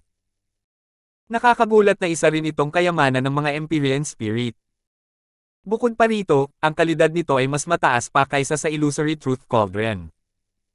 Ito ang kayamanan ng Empyrean Spirit na may dugong buhay ni Empyrean Claudius, ang Daytime Cauldron. Siya. Kaya niya talagang ilabas ito para gamitin ni Mateo. Manghang-mangha ang isang makapangyarihang Empyrean. Hindi pinansin ni Empyrean Claudius si ProudCloud at malamig na sinabi kay Mateo, "Kaibigan, ang Daytime Cauldron na ito ng matandang lalaki ay ipapahiram sa iyo para magamit mo." Isang sunod-sunod na hiyawan ang umalangaw-ngaw mula sa paligid. Sinasabi ng lahat na hindi kinukonsinti ni Empyrean Claudius ang mga bagay na hindi makatwiran. Ganoon nga. Mukhang hindi nakayanan ni Empyrean Claudius ang nakikita niya at ipinahiram pa niya ang kanyang kayamanan ng Empyrean Spirit na may dugong buhay. Ano na naman? Kahit na ganoon, hindi pa rin patas. Hindi kayang ilabas ng cultivation realm ni Grandmaster Crosswell ang tunay na kapangyarihan ng isang Empyrean Spirit Treasure. Nagulat ang lahat sa ginawa ni Empyrean Claudius na pagpapahiram ng kanyang kaldero. Sa oras na ito, wala nang nagdududa pa na hindi siya nalulungkot na mapasailalim siya kay Mateo. Ang dahilan kung bakit niya ginawa iyon ay para masaksihan ang tunay na lakas ni Mateo. Marahang inaplos ni Mateo ang Daytime Cauldron at nakaramdam ng isang malakas na puwersa mula sa loob. Ang paggamit nito upang pinuhin ang mga tableta ay tiyak na magbubunga ng dobleng resulta sa kalahati ng pagsisikap. Tunay ngang napakagandang kaldero. Maraming salamat, kapatid na Claudius. Marahang ikinuyong ni Mateo ang kanyang mga kamay sa Empyrean Claudius sa mataas na plataporma upang magpasalamat. Ngunit nagbago ang tono ng kanyang boses nang bigla niyang sabihin, "Gayunpaman, bakit kailangan ng isang Empyrean Spirit Treasure para harapin siya? Sapat na ang aking Xuanlong Cauldron." Pagkatapos magsalita, itinulak ni Mateo gamit ang kanyang palad. Ang Daytime Cauldron ay agad na naging isang guhit ng puting liwanag at lumipad patungo sa Empyrean Claudius. May bahid ng pagkagulat na sumilay sa mga mata ni Empyrean Claudius. Talagang napakadali lang ni Mateo na naigalaw ang kanyang Daytime Cauldron. Kailangang malaman ng isa, ito ang kanyang kayamanan ng Empyrean Spirit na nagbibigay buhay. Bagamat hindi niya ito sinasadyang kontrolin, hindi rin ito maaaring igalaw ni Newman. Kung talagang gusto itong gamitin ni Mateo, kailangan pa rin niyang ibigay ang intensyon sa Daytime Cauldron. Ano? Galit siya, di ba? Mabuti naman ang intensyon ni Empyrean Claudius, hindi niya talaga ito pinahahalagahan. Nang makita ang mga kilos ni Mateo, lahat ay nalito, at sunod-sunod na napasigaw. Maging si Empyrean Proudcloud ay natulala na sa ginawa ni Mateo at hindi nakapag-react ng ilang sandali. Binawi ni Empyrean Claudius ang daytime cauldron at malamig na sinabi, Mayorine. Hey, isang batang labis na minamaliit ang sarili niyang kakayahan. Ipapatikim ko sa iyo ang husay ng Empyrean na ito. Mga kamay ng napakaraming transformation universe. Naghalo ng mga selyo si Empyrean Proudcloud, isang presyon na tumaas ng husto patungo kay Mateo. Nang makita ang eksenang ito, isa-isang nagbago ang mga mukha ng lahat. Nang kumilos ang mga Empyrean na iyon dati, kahit na umabot pa ito sa ika-30 pwesto kalaunan, ang kanilang mga alchemy daw aura ay hindi rin kayang tapatan ang hanggang 20% ng kapangyarihan ni Empyrean Proudcloud. Ang huling yugto ng Dao Realm ay talagang nakakatakot at napakalakas. Sa harap ng aurang ito, si Mateo ay parang isang maliit na bangkang desagwan sa karagatan, tila ba malapit ng mamatay. Ang Myriad Transformation Universe Hands ni Proudcloud ay isang medyo kakilakilabot na rank 7 alchemy technique.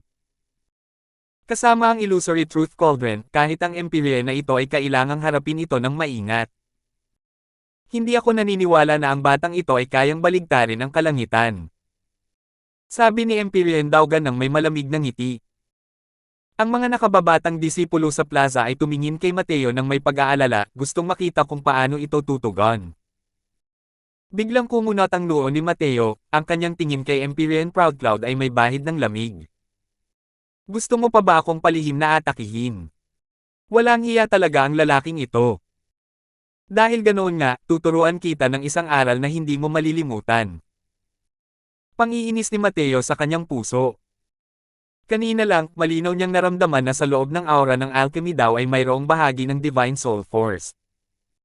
Gusto talaga siyang palihim na atakihin ng lalaking ito. Pero dapat may sikretong sining si Empyrean Proudcloud. Ginawa niya ito ng napakatalino, mahirap itong mapansin ng mga nakasaksi. Sa mismong sandaling ito, si Mateo ay talagang nagalit. Nang makita lamang siyang kumakawe gamit ang isang kamay, lahat ng mga gamot na espiritu ay lumipad papunta sa Xuanlong Cauldron. Isang napakalaki at makapangyarihang aura ng alchemy daw ang agad na lumitaw. Ang kahangahangang momentum na ito ay ilang beses pang mas malakas kaysa sa Empyrean Proudcloud na humiram ng kapangyarihan ng isang kayamanan ng espiritu ng Empyrean. Agad nitong natabunan ang aura ni Empyrean Proudcloud. Sa mga upuan ng Empyrean, biglang tumayo si Empyrean Claudius, nakatitig ng mataman kay Mateo, ang kanyang mga mata ay nagliliyab ng kinang.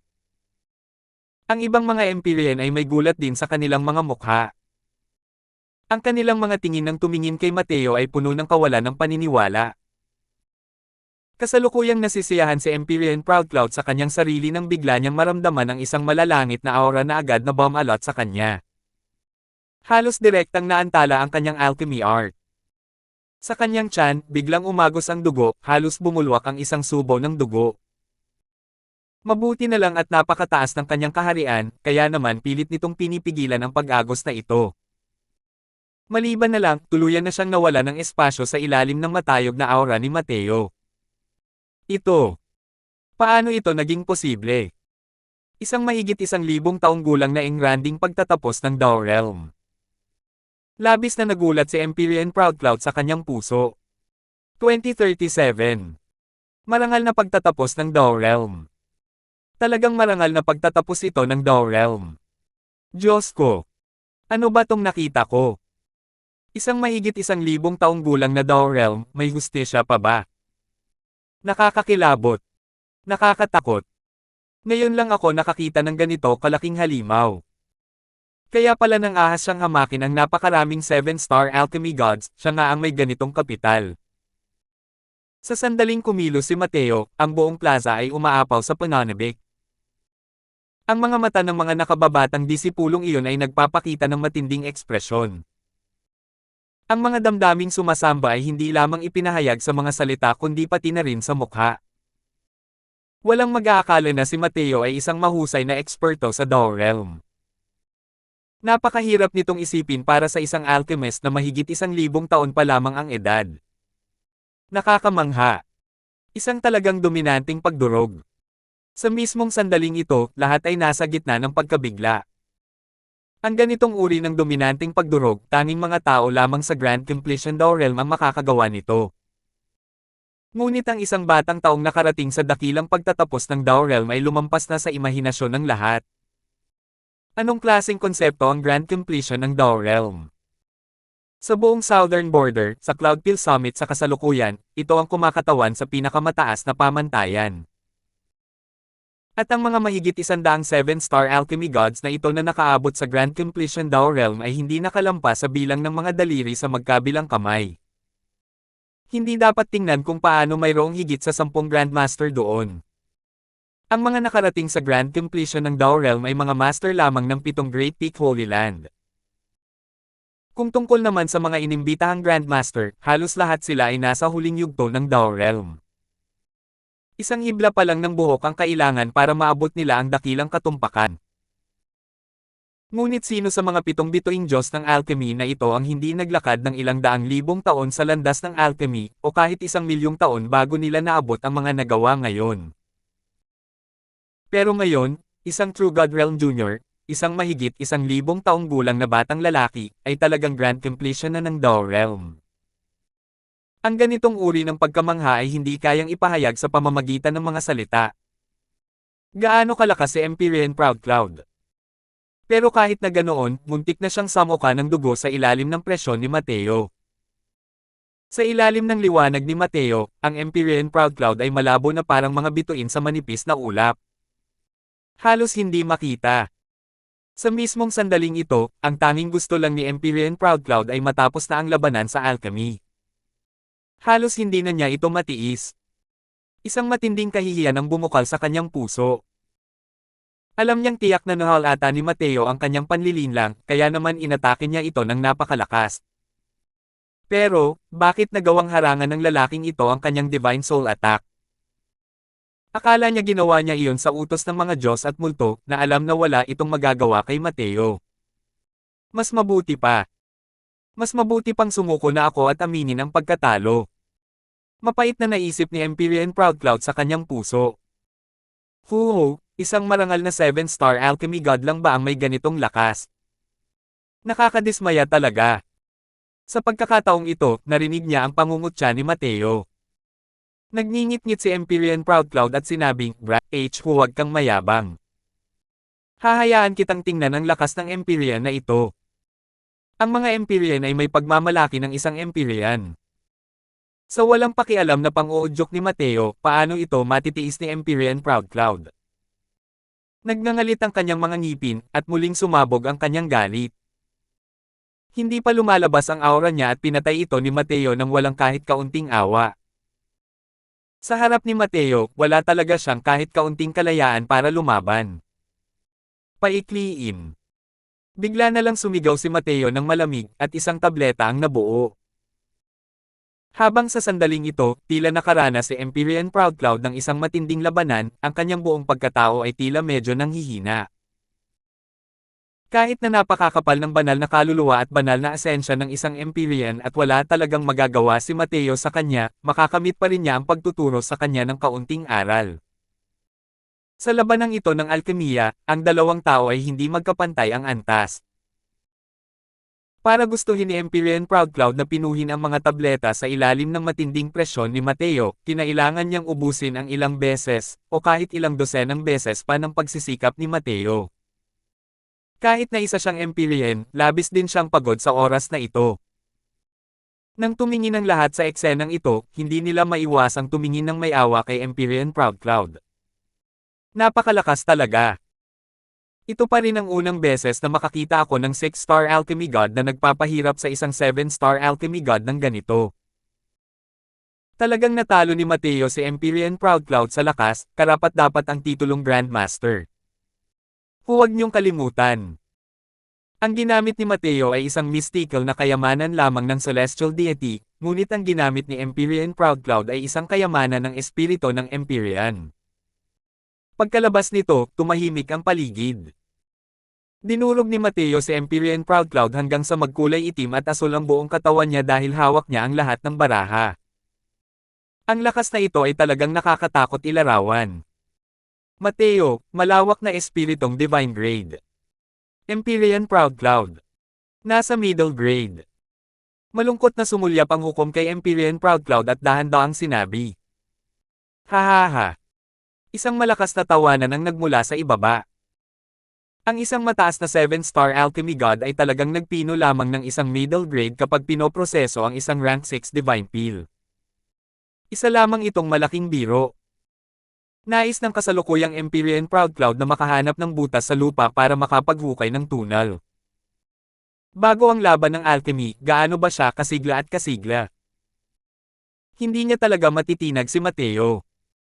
Pero ngayon, isang malakas na sampal ang ibinigay sa kanya ng realidad. Sa harap ni Mateo, wala siyang kwenta. Palihim na sumulyap si Empyrean Proud Cloud kay Mateo, puno ng puot. Pinahiya talaga siya ng batang ito ngayon. Kailan siya, isang mataas na Empyrean, isang 7-star alchemy god sa late-stage Dao realm na makapangyarihang eksperto, nakaranas ng ganitong kahihiyan dati. Gayunpaman, wala nang pumansin sa kanya. Nakatuon ang tingin ng lahat kay Mateo. 1,000 mahigit taong gulang na engranding pagtatapos ng Dao realm. Nakakatakot talaga ito. Dahil sa talento ni Mateo, maaaring maging pangalawang medicine ancestor siya sa hinaharap. Sa pagkakataong ito, biglang bumukas ang bibig ni Empyrean Perpluang at sinabing, naniniwala akong nakita na ng lahat ang lakas ni Mateo. Wala na dapat tutol sa pag-upo niya sa isang Grandmaster seat, di ba? Lubos nang nakumbinsi si Empyrean Perpluang kay Mateo. Sa sandaling ito, wala na siyang reklamo tungkol sa pag-abot ni Empyrean Flutterfeather ng Grandmaster token kay Mateo. Sa kabaligtaran, puno siya ng paghanga kay Mateo. Isang napakagandang Dao realm na puno ng kabataan, para itong nagdadagdag ng pakpak sa isang tigre sa Myriad Treasure Tower. Siyempre walang pagtutol. Kung kahit ang isang Grand Completion Dao realm ay hindi kayang umupo sa isang Grandmaster seat, sino pa ang karapat-dapat umupo roon? Hindi na kailangang makipagkompetensya pa para sa mga nasa likuran, ang titulo ni Grandmaster Crosswell ay akma sa kanyang pangalan. Wala nang pagtutol ang grupo ng mga Empyrean. Ginamit na ni Mateo ang kanyang lakas upang kumbansihin ang lahat ng 7-star alchemy gods mula sa kaibuturan ng kanilang mga puso. Ngunit sa oras na ito, isang pabago-bagong boses ang dahan-daang narinig. Dahil tinanggap niya ang hamon, natural lang na kailangan niyang tapusin ang pakikipagkompetensya sa mga labanan sa alchemy. Ibibigay niya ang Grandmaster token kung matatalo siya sa isang laban, ito ang sinabi niya. Paano niya babawiin ang kanyang pangako? Ang nagsalita ay si Empyrean Pilljade. Nanlamig ang lahat, hindi inaasahan na si Empyrean Pilljade ay kumakagat pa rin at hindi bumibitaw. Kumunat ang noo ni Empyrean Perpluang at sinabing, kapatid na Pilljade, napatunayan na ni Mateo ang kanyang lakas, ano pa ang kahalagahan ng patuloy na pakikipagkompetensya. Pero ngumiti si Empyrean Pilljade at sinabing, kahit na pumayag ang Empyrean na ito, natatakot akong hindi rin papayag si Brother Claudius, tama ba, Brother Claudius? Sama-samang nakatuon ang tingin ng lahat kay Empyrean Claudius. Ano ang ibig sabihin nito? Maaari kayang si Empyrean Claudius pa rin ang katapat ni Grandmaster Crosswell. Si Empyrean Claudius ay nasa mga upuan lamang ng Empyrean. Sa pinakamataas na antas, pantay din ang kanyang lakas sa mga inimbitahan na Grandmaster. Ano ang kahulugan ng patuloy na pakikipagkompetensya? Sa plaza, sunod-sunod na nagtatakang boses ang narinig. Bihirang kumilo si Empyrean Claudius. Alam lang ng lahat na kahanga-hanga siya, ngunit hindi nila alam kung gaano siya kahanga-hanga. Nang makitang nagtatanong si Empyrean Pilljade, dahan-daang tumayo si Empyrean Claudius at magsasalita na sana, ngunit nakita niyang biglang bumukas ang bibig ni Mateo at sinabing, itong si Crosswell ay isang lalaking tumutupad sa kanyang salita. Ang labanang ito sa alchemy ay magpapatuloy. Kapatid na Claudius, huwag mo sanang sayangin ang pagbibigay liwanag sa akin gamit ang iyong mga turo. 2038. Sa ilalim ng focus ng lahat ng mga titig, dahan-daang bumangon si Empyrean Claudius. Hinaplos niya ng bahagya ang kanyang balbas at nakangiting sinabi, ang batang ito ay kahanga-hanga at karapat-dapat igalang. Hindi ako karapat-dapat na magturo. Paghambingin natin ang mga tala. Lumipat ang tingin ni Mateo ng may pag-aalala, at nakangiting sinabi, "Haha, kay Brother Claudius, tiyak na gagawin ng Crosswell na ito ang lahat." Ano? Hindi pa ba ito ang limitasyon ni Mateo? Ang mga salitang iyon ay labis na ikinagulat ng lahat. Ang engranding pagtatapos ng Dao Realm ay nagpatulala sa lahat. Pero nang marinig ang kahulugan ng mga salita ni Mateo, hindi niya talaga ginawa ang lahat para durugin si Empyrean Proudcloud ng ganoon lang. Ito. Nakakatakot ito. Hanggang saan nga ba ang limitasyon ng lalaking ito?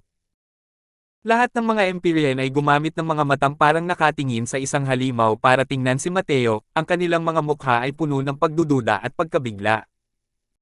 Halatang nagulat din si Empyrean Claudius. Nakita niya lang na bahagyang naninangkit ang kanyang dalawang mata, at pagkatapos ay nakangiting sinabi niya, "Sige, maghihintay at titingnan ng matandang ito." Naupo si Empyrean Claudius. Ngumiti si Empyrean Piljade at sinabing, "Maya-maya, kailangan niyong imulat ng malaki ang inyong mga mata at panoorin." Ang labanan ng dalawang dakilang Dao Realms ay hindi madaling makita. Kung makakaintindi kayo ng kaunti, makikinabang kayong lahat habang buhay. Ano? Si Empyrean Claudius siya. Ay isa ring Grand Completion Dao Realm. Hindi naman siguro, di ba? Kung si Empyrean Claudius ay nasa Grand Completion Dao Realm, hindi ba't mas makapangyarihan pa siya kaysa sa ibang mga Grandmaster? Sa totoo lang, nakaupo pa rin siya sa mga upuan ng Empyrean. Ang mga salita ni Empyrean Piljade ay totoo tulad ng sa isang emperador, kaya malamang na hindi na ito malayong mangyari. Hindi ko talaga inaasahan na mayroon pa rin ganitong uri ng makapangyarihang eksperto sa mga upuan ng Empyrean. Hindi nakakapagtaka na sa lakas ni Empyrean Perpluang, kaya niya lang ibaba ang kanyang sarili sa mga pangalawang klaseng upuan. Malinaw na hindi alam ng lahat ang tunay na lakas ni Empyrean Claudius. Marami pang ang mga Empyrean ang may mga mukha na gulat na gulat. Gustong gamitin ni Empyrean Piljade si Empyrean Claudius para harangan si Mateo at palayasin ito palabas ng Cloudpil Summit. Sinasabi ng lahat na hindi maganda ang relasyon ni na Empyrean Piljade at Empyrean Flutterfeather. Ganito nga ang nangyari. Ngunit habang ang sorpresa ay sorpresa, lahat ay inaabangan pa rin ang labanang ito ng labis. Tulad ng sinabi ni Empyrean Piljade, ang paghaharap ng dalawang dakilang Dao Realms na may kumpletong antas ay tiyak na magiging isang matinding labanan sa pagitan ng dalawang magkatabing kalaban. Mahirap nang matagpuan ang ganitong uri ng labanan sa alkemiya sa loob ng 10,000 taon. Pagkatapos ng sorpresa, nagpatuloy ang mga labanan sa alchemy. Hindi na gaanong nakakapanabak ang mga labanan pagkatapos. Sina Empyrean Daogan, Empyrean Wenlan, maging ang ikatlong rango na Empyrean Remote Knight, nang umakyat sila sa entablado, lahat sila ay may ekspresyon na parang namatay ang kanilang mga magulang, napakapangit. Gaano ba kagalang-galang ang kanilang mga katayuan? Ngayon, kailangan nilang sumailalim sa isang labanan ng alchemy na siguradong matatalo sa ilalim ng mapagmatsyag na mga titig ng mga tao. Mas malala pa talaga ito kaysa sa pagpatay sa kanila. Ang iilang magagaling na Empyrean na ito ay pawang mga nangungunang personalidad sa uri ng awtoridad. Ang pinakamahalaga sa kanila ay ang kanilang sariling mga balahibo. Kahit na kailangan talaga nilang matalo, hindi rin ito maaaring mangyari sa harap ng napakaraming tao. Sa mismong sandaling ito, ang kanilang mga bituka ay berde sa panghihinayang. Pero paano nila naisip na si Mateo ay magiging napakakakilakilabot pala sa ganoong antas? Kung iisipin ngayon, tila nakakatawa ang kanilang pang-aasar. Isang eksperto sa huling yugto ng Dao Realm na humahamon sa isang engranding makapangyarihang Dao Realm na natapos na. Hindi naman talaga kapantay yun, di ba? Ang mga resulta ay gaya ng inaasahan. Kahit ang Empyrean Remote Knight ay hindi rin nakakuha ng kahit kaunting kalamangan sa ilalim ng mga kamay ni Mateo, at siya ay natalo sa huli. Ngunit ang ilang huling grado ng medicinal pill ni Empyrean ay pawang pinakamataas na grado ng walang pagbubukod. Sa pagkakataong ito, sa wakas ay napagtanto na ng lahat ang katotohanan, at lumabas na sinasadya pala ito ni Mateo. Kahit ang Empyrean Remote Knight ay mahigpit na napigilan ni Mateo para maabot ang pinakamataas na antas, kaya gaano kritikot ang kontrol niya sa alchemy. Huling yugto ng Dao Realm at dakilang pagtatapos ng Dao Realm, isang hibla na lang ng buhok ang kailangan, ngunit ang lakas ay napakalayo. Matapos tahimik na umalis si Empyrean Remote Knight, nagising ang lahat. Dumating na ang pangunahing palabas. Maging ang mga powerhouse sa mga Grandmaster seat ay naging 120% alerto rin, inaabangan ang pinakahuling labanang ito. Ang laban na ito ay talagang isang napakagandang labanan. Dahil ang Empyrean Realm na si Pilljade ang tanging makapangyarihang Ancestor Realm, wala ni isa ang kanyang katapat. Kaya ang labanan sa Peak Dao Realm ang siyang pinakatugatog na labanan. Mahal ng anim na dakilang Panginoon ng banal na lupain ang kanilang mga balahibo, imposibleng lumaban sa harap ng mga tao. Kung hindi dahil sa paglitaw ni Mateo ngayon, makakalimutan na nila ang ganitong uri ng labanan sa tuktok ng mundo sa buong buhay nila. Tumingin si Empyrean Claudius kay Mateo at sinabing may bahid ng pagkamangha, hindi ko talaga inaasahan na ang matandang ito ay magkakaroon ng araw na makakalaban ko ang isang kalaban na katulad mo. Ngumiti si Mateo at sinabing, sa mundong ito, ang mga hindi inaasahang bagay ay nasa karamihan. Ang mga bagay na nasa loob ng inaasahan ay kakaunti. Tumawa ng malakas si Empyrean Claudius nang marinig iyon at sinabing, magaling, napakatalinong bata. Matagal nang hindi nakakaranas ng ganitong uri ng kumukulong pakiramdam ang matandang ito. Bigla na lang siyang binata nang makilala ka ngayon. Habang sinasabi niya ito, kumuha siya ng isang koaling panggamot. Ngunit hindi ito ang daytime cauldron. Ito ay isang tunay na mystical na kayamanan ng Diyos. Ito ang kalderong ginamit ng matandang ito noon. Hindi ka sasamantalahin ng matandang ito kapag nakikipag-cross ng espada sa iyo, sabi ni Empyrean Claudius. Pero nang makita ni Mateo ang sitwasyon, umiling siya at sinabing, ang ating labanan ay natural na dapat gamitin ang lahat ng ating kakayahan. Ang daytime cauldron ang pinakamataas sa pamantayan ni Brother Claudius. Kung ang crosswell na ito ay may kayamanan ng Empyrean Spirit, kukunin ko rin ito ng walang pag-aalinlangan. Nang marinig ito ni Empyrean Proud Cloud, hindi niya napigil ang mapangiti ng malamig habang sinasabing, talagang mayabang. Nangangahas pa rin siyang maging pabaya kapag nakaharap niya si Brother Claudius. Sumangal ng malamig si Empyrean Wenlan at sinabing, ignorante. Iniisip ba talaga niya na hindi siya matatalo sa ilalim ng kalangitan sa pamamagitan ng pagpasok sa Grand Completion Dao Realm? Sa harap ng lakas ni Brother Claudius, kahit ang mga Holy Land Master ay medyo nag-aalala, pero minamaliit mo siya rito. Ang iilang taong ito ay natalo sa kamay ni Mateo at labis silang nag-aatubiling sumuko sa kanilang mga puso. Ngayong nabigyan na sila ng pagkakataon, natural lang na hindi na nila mapigilan ang pangungutya. Ngumiti lang si Mateo nang malamig nang marinig iyon at sinabing, ano ang alam mo? Hindi ito pagmamaliit sa kalaban ko, kundi paggalang sa kalaban ko. Kung tutusin, itong si Crosswell ay hindi nag-abalang gamitin ang buong lakas ko. Nagbago ang ekspresyon ng iilang tao, at galit na sabi nila, ikaw.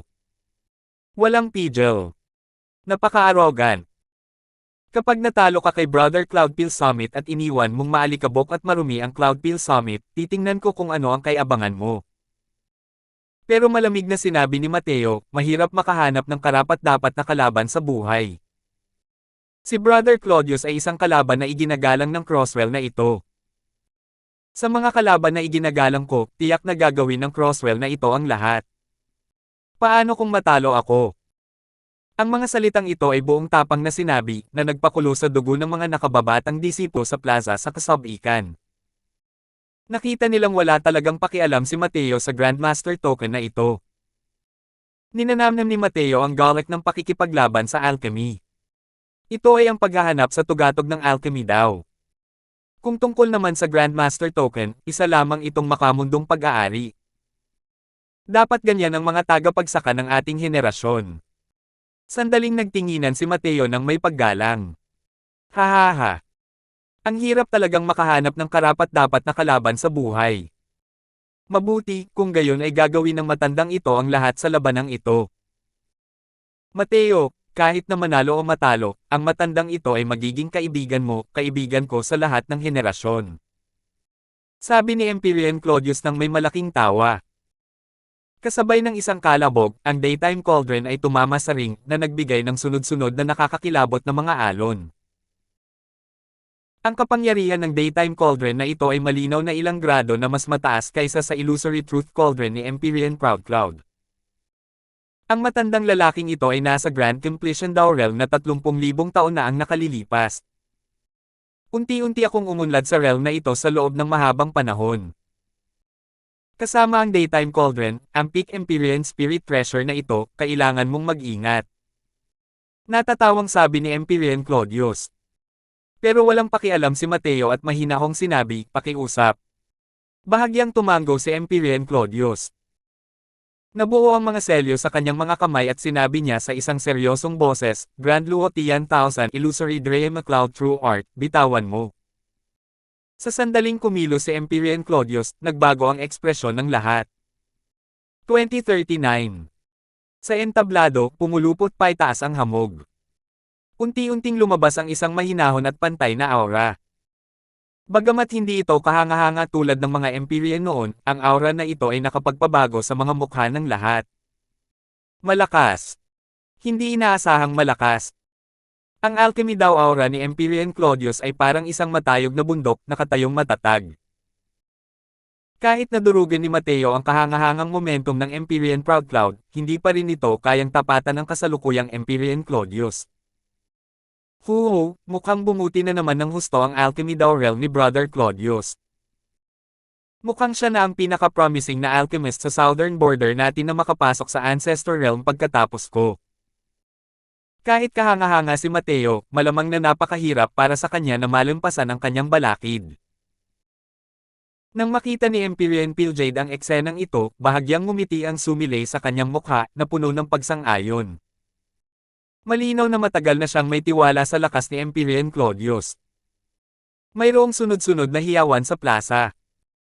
Malinaw na hindi inaasahan ng lahat na ang lakas ng alchemy ni Empyrean Claudius ay talagang napakalakas. Dahil dito, nasa panganib si Grandmaster Crosswell. Masyadong malakas ang kalaban na ito. Hindi ko talaga inaasahan na ang lakas ng alchemy ni Empyrean Claudius ay mas malakas pa pala kaysa sa mga Grandmaster. Tapos na. Sa wakas ay napatunayan na ni Grandmaster Crosswell ang kanyang lakas, ngunit palalayasin siya sa Cloudpil Summit. Kung hindi ginamit ni Empyrean Claudius ang Daytime Cauldron, marahil ay may lakas pa rin si Mateo na makipaglaban. Ngunit hinayaan siya ni Mateo na gamitin ang Daytime Cauldron. Sa paglakas ng isang Empyrean Spirit Treasure, ang lakas ni Empyrean Claudius ay lumakas ng hindi bababa sa 20% hanggang 30%. Ito ay halos nakamamatay sa paghaharap sa pagitan ng mga eksperto. Kahit si Mateo mismo ay bahagyang nagulat sa kanyang puso. Hindi rin niya inakalang ganito pala kalakas ang lakas ni Empyrean Claudius. Kung titingnan ng lakas na ipinakita ni Empyrean Claudius, halos kaya nitong tapatan ang kay Empyrean Flutterfeather noon. Gayunpaman, hindi man lang nag-alala si Mateo at sa halip ay puno ng intensyong lumaban. Sa pamamagitan lamang ng pakikipagtagpo sa gayong kalaban ay hindi magiging walang kabuluhan ang paglalakbay na ito. Haha, dalhin mo. Tumawa ng malakas si Mateo, biglang sumabog ang Chaos Heavenly Star Art. Isang aura na hindi mas mahina kaysa kay Empyrean Claudius ang agad na sumabog. Putok. Ang banggaan ng dalawang makapangyarihang aura ay maitutulad sa dalawang malalaking bundok na nagbabanggaan, na nagdulot ng isang bagyo ng enerhiya ng walang habas. Ang palabas na ito ay hindi kailanman nakahihigit sa kahangahangang momentum ng labanan ng alchemy ni na Mateo at Empyrean Flutterfeather noon. Nanliit ang mga mata ni Empyrean Piljade at nagulat siyang sumigaw, pantay ang pagkakatugma. Ito. Paano ito nangyari? Kailangang malaman ng isa, hindi lamang ang Empyrean Claudius ang may lubos na kalamangan sa banal na kaluluwa, banal na asensya, at iba't ibang aspeto, mayroon pa siyang dagdag na kayamanan ng isang Empyrean spirit. Pero kahit na ganoon, lumaban lang siya hanggang sa halos kapantay na niya si Mateo. Ibig sabihin din nito ay kung nasa ilalim ito ng parehong ranggo, si Empyrean Claudius ay hindi talaga katapat ni Mateo. Ang mga mata ni Empyrean Flutterfeather ay naglabas din ng isang pambihirang kislap. Sa mga naroon, siya lang ang nakakaalam na mas lumakas ang lakas ni Mateo kumpara sa kanilang labanan sa alchemy noon. Kung ang kasalukuyang Mateo ay muling magsasagawa ng isang labanan sa alchemy kasama siya noon, hindi malalaman kung sino ang magtatagumpay. Huho, pantay lang ba ang pagkakatugma? Sabi ni Empyrean Flutterfeather nang may ngiti na hindi naman talaga isang ngiti. Nang marinig ito, lahat ay nagulat sa loob. Habang pinagtutuunan ng pansin at tinitingnan ang kanilang mga mata, oo nga, nakita nila ang aura ni Mateo na lalong lumalakas, at bahagya pang nagpakita ng mga palatandaan ng labis na pagkatalo kay Empyrean Claudius. Gayunpaman, ang ganitong uri ng kalamangan ay hindi halata, si Empyrean Claudius ay hindi katulad ni Empyrean Proudcloud. Sa sandaling ito, malungkot ang itsura ni Empyrean Claudius. Hindi niya kailanman inakala na makakaramdam siya ng ganito kalaking pressure mula sa isang 6-star alchemy god. Si Empyrean Claudius ay isang itinerant cultivator. Minsan na siyang nakakuha ng mana ng 8-star alchemy god nang hindi sinasadya. Ang Grand Luotian 1000 Illusory Dream Cloud True Art na ito, kahit na nakaharap niya ang kahit sinong amo ng banal na lupain, ay hindi siya natakot kahit kaunti. Sino ang mag-aakala na mapipigilan talaga siya sa harap ni Mateo? Dalawang napakalaking malabundok na aura ang nagdagdag ng liwanag at kagandahan sa isa't isa, diretsyong pumailan lang sa kalangitan. Ang eksenang ito ay halos kapareho ng laban ni Mateo kay Empyrean Flutterfeather noon. Ngunit nakalulungkot, ang kay Empyrean Claudius ay sa huli ay mas mahina ng kaunti at hindi nakagawa ng resonansya kay Mateo. Inilabas ng buo ni Mateo ang kanyang aura, unti-unting winasak ang eksena ng pagiging pantay-pantay sa lakas, at talagang napigilan si Empyrean Claudius. Gayunpaman, hindi nagpakita ng kahit kaunting kahinaan si Empyrean Claudius, matatag na nilalabanan ang aura ni Mateo. Lalong naging seryoso ang ekspresyon ni Empyrean Pilljade, at nanliit ang kanyang mga mata habang sinasabi, maaari kayang. Nahawakan na niya ang bungad ng Ancestor Realm, at nakahakbang na sa half-step Ancestor Realm. Nakangiti si Empyrean Flutterfeather, palihim na iniisip sa sarili na sa wakas ay nalaman na rin ito ng lalaking ito. Sa sandaling kumilos si Mateo, natuklasan ni Empyrean Flutterfeather na ang kasalukuyang kaharian ni Mateo ay katulad na ng sa kanya noon. Nangangahulugan din ito na nasulyapan na ni Mateo ang pinto ng Ancestor Realm. Hanggat may pagkakataon, makakahakbang siya papasok sa Ancestor Realm. Mula daw realm patungong Ancestor Realm, ang pinakamahirap na hakbang ay ang hakbang na ito. Ang Ancestor Realm ay masyadong panandalian at panandalian. Kahit para sa isang malaking kasukdulan ng Dao Realm para mahawakan ang hangganang ito, nangangailangan ito ng napakalawak na kakayahan sa pag-unawa at isang maswerteng pagkakataon. Maging si Empyrean Flutterfeather ay hindi rin inaasahan na mabilis na natagpuan ni Mateo ang landas na ito. Gaano nakatagal ang lumipas mula sa huling labanan ng alchemy sa Alchemy Celestial Pavilion hanggang ngayon? Ang kakayahan ng batang ito sa pag-intindi ay talagang gamulat sa langit at lupa at nagpaiyak sa mga Diyos at multo. Ang mga salita ni Empyrean Pilljade ay parang paghahagis ng bato sa isang lawa ng payapang tubig na agad na sunod-sunod na malalaking alon. Ano? Half-step Ancestor Realm. Hindi ba't ibig sabihin niyan ay may posibilidad siyang makapasok sa Ancestor Realm anumang oras? Napakabaliw. Talagang napakabaliw. Maaari kayang ang batang ito ang reinkarnasyon ng Medicine Ancestor. Nasa True God Realm lang siya. Kapag narating na niya ang Empyrean Realm o ang Heavenly Emperor Realm, gaano kaya siya kitikot? Agad na nagkagulo ang grupo ng mga 7-star alchemy gods. Ang Ancestor Realm, iyon lang ang kanilang panghabang buhay na mga hangarin. Ngunit ang hakbang na ito ay napakahirap. Kalimutan mo na ang Empyrean Proudcloud, ang ganitong uri ng late-stage Dao Realm, kahit ang 7 master ng Great Peak Holy Land ay matatag ding nakadikit sa harap ng baitang na ito, hindi kayang makalusot sa loob ng daan-daang libong taon. Pero ilang taon na si Mateo. Ang gayong kahalimo na pag-iral ay sadyang nagpapainggit sa kanila hanggang sa gusto na nilang pumatay ng mga tao. Hanggang sa sandaling ito, sa wakas ay naunawaan na nila kung bakit ibinigay ni Empyrean Flutterfeather ang Grandmaster Token kay Mateo. Nalampasan na ni Mateo ang 75% ng mga 7-star alchemy gods dito, naabot ang isang realm na kanilang inaasam. Kahit pa sa 7 dakilang Panginoon ng banal na lupain, bukod kay Empyrean Pilljade, mayroon lamang isang Empyrean Flutterfeather na nakaabot sa pintuan ng Ancestor Realm at nakarating sa half-step Ancestor Realm. Ang iba ay nag-aabang sa paligid ng Dao Realm na nasa engranding pagtatapos. Tungkol naman sa Ancestor Realm, hindi nila mahanap ang tamang paraan mula simula hanggang katapusan. Si Mateo ay isang nilalang nakapantay ni Flutterfeather. Kung kahit siya ay wala ng kwalipikasyon para hawakan ang Grandmaster token na ito, sino pa ang may kwalipikasyon? Paikliin. Paikliin. Halos sabay-sabay na sumigaw sina Mateo at Empyrean Claudius. Tumingin si Empyrean Claudius kay Mateo, ang kanyang mga titig ay puno pa rin ng gulat. Kung pag-uusapan kung sino ang may pinakamalakas na nararamdaman pagdating sa lakas ni Mateo, walang iba kundi siya. Tunay ngang hindi binaygo ng labanang ito ang matandang ito. Hindi ko inaasahan na si Grandmaster Crosswell ay nakarating sa half-step Ancestor Realm sa murang edad, tunay na naiinggit sa matandang ito hanggang sa mamatay. Hinagpis ni Empyrean Claudius. Ngumiti si Mateo at sinabing, hindi kailangang mainggit si Brother Claudius. Gamit ang iyong lakas, sa kalaunan ay makakarating ka sa Ancestor Realm sa hinaharap. Biglang tumawa ng malakas si Empyrean Claudius, sabay sabing, hahaha. Hindi kailanman nagduda ang matandang ito. Sa labanang ito, umani ang matandang ito ng malalaking pakinabang. Hindi nasayang ang paglalakbay na ito. Wala nang kahulugan ang iba pa.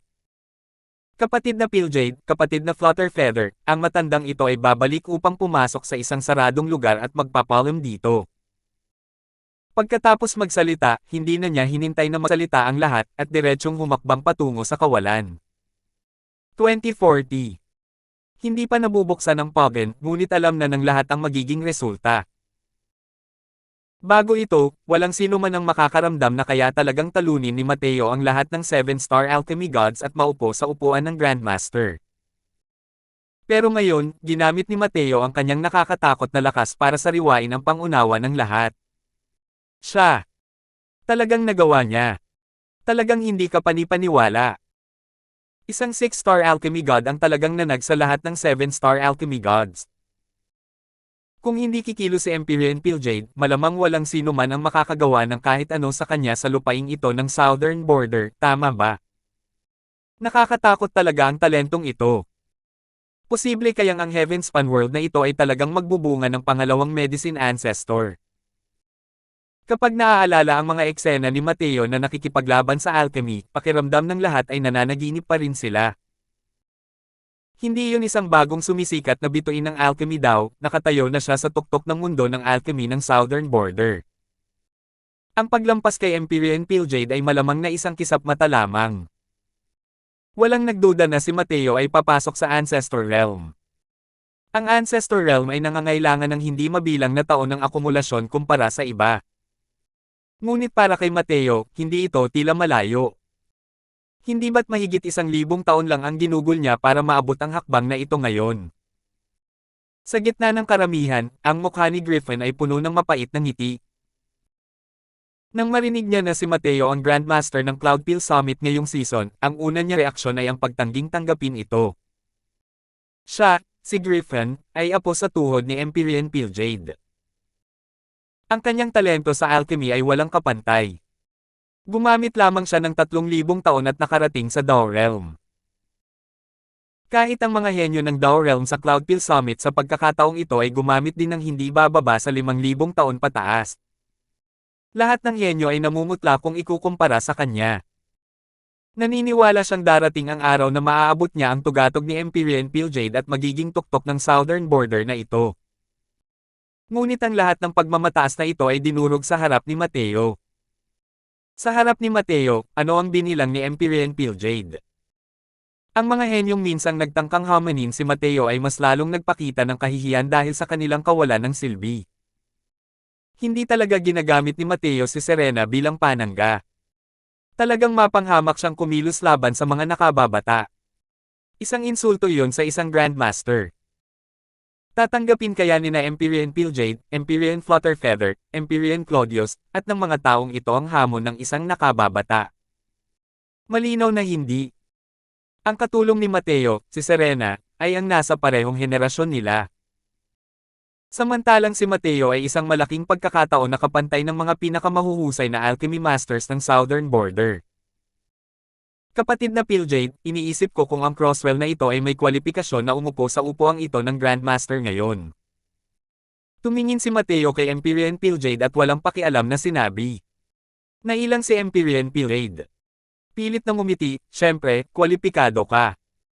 Talagang pinalawak ni Grandmaster Crosswell ang pananaw ng Empyrean na ito ngayon. Sa ilalim ng mapagmasid na tingin ng mga tao, dahan-dahang umupo si Mateo sa upuang Grandmaster. Samantalang sa oras na ito, ang kanyang upuan ay nakaayos na sa tabi ni Empyrean Flutterfeather. Malinaw na kinakatawan nito na ang kanyang katayuan ay nakahihigit na sa iba pang 5 dakilang Panginoon ng banal na lupain. Sa plaza, lahat ng tingin ay nakatuon kay Mateo. Anong klaseng kaluwalhatian ito? Pagkatapos umupo ni Mateo, tila medyo nahiya si Empyrean Pilljade nang sabihin niya, "Ubo, karapat-dapat ang titulo ni Grandmaster Crosswell." Dahil napatunayan na ni Grandmaster Crosswell ang kanyang lakas, ang Cloudpill Summit sa pagkakataong ito ay opisyal nang. Sandali lang. Sa mismong oras na ito, biglang bumukas ang bibig ni Empyrean Flutterfeather at pinutol ang mga salita ni Empyrean Pilljade.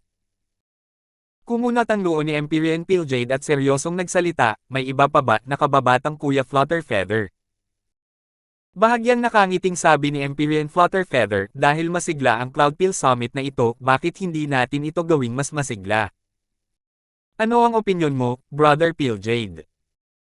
Malamig na ngumiti si Empyrean Pilljade nang marinig iyon at sinabing, "Sabi mo, hinahamon mo ba ang Empyrean ito?" Sabi ni Empyrean Flutterfeather nang may bahagyang ngiti, walang galang na hindi gumanti dahil kinwestiyon ni Brother Pilljade ang sinseridad ng Empyrean na ito sa Cloudpill Summit. Dahil dito, ako, si Flutterfeather, ay natural na kailangang humingi ng hustisya para kay Mateo. Nangangahas ba si Brother Pilljade na makipaglaban? Habang nagsasalita hanggang sa likuran, biglang sumabog ang aura sa katawan ni Empyrean Flutterfeather, parang isang matalas na espada na malapit ng bunutin. Hindi ipinapakita ang matalas na talam, ngunit ang matalas na espadang nakasabit sa itaas ay may taglay na malakas na kumpiyansa na sino pa nga ba ang makakagawa nito kundi ako lang. Tumawa si Empyrean Pilljade at sinabing, "Sa lupain ito ng southern border, wala akong ideya kung ilang taon na ang nakalipas mula nang may humamon sa Empyrean ito. Sige, ayon sa gusto mo." Nagkagulo ang plaza. Haharapin talaga ni Empyrean Flutterfeather ang uri ng southern border, si Empyrean Pilljade. Sino ba ang hindi makakaalam na si Empyrean Pilljade lang pala ang tanging makapangyarihang ancestor realm sa mga 7-star alchemy gods ng southern border? Saan nakuha ni Empyrean Flutterfeather ang lakas ng loob? Ang mga Empyrean na naruroon ay may gulat din sa mga mukha, halatang hindi nila inaasahan na ganito katatag ang loob ni Empyrean Flutterfeather. Malinaw na ipinagtatanggol niya si Mateo. Pero siya ba ang katapat ni Empyrean Pilljade? Alam ng lahat na si Empyrean Flutterfeather ay isang sumisikat na bituin, at siya rin ang dating numero 1 henyo ng southern border, ang kanyang liwanag ay nakasisilaw. Ngunit sa loob ng napakaraming taon, si Empyrean Flutterfeather ay palaging pinipigilan ni Empyrean Pilljade. Kung bakit, lahat ay may ideya sa kanilang mga puso. Nakaramdam ng panganib si Empyrean Pilljade. Bigla, lahat ay nakaisip ng isang posibilidad. Nanlaki ang mga mata ng bawat isa sa kanila, ang kanilang mga mukha ay puno ng hindi makapaniwala. Maaari kayang magpalit ng mga pinuno ang mundo ng alchemy ng southern border na ito. Nakangiting sabi ni Empyrean Flutterfeather, "Sumasang-ayon agad si Brother Pilljade, huwag mong kalimutan ang kasunduan ng ating Southern Border Alliance." Nagbago ang mukha ni Empyrean Pilljade at sinabi niya nang may malamig na ngiti, "Kahit na talagang makalusot ka sa Ancestor Realm, matatalo ba sa iyo ang Empyrean ito?" Malamig na sabi ni Empyrean Flutterfeather, "Mura lang ang magsalita. Ipakita natin ang tunay nating kakayahan."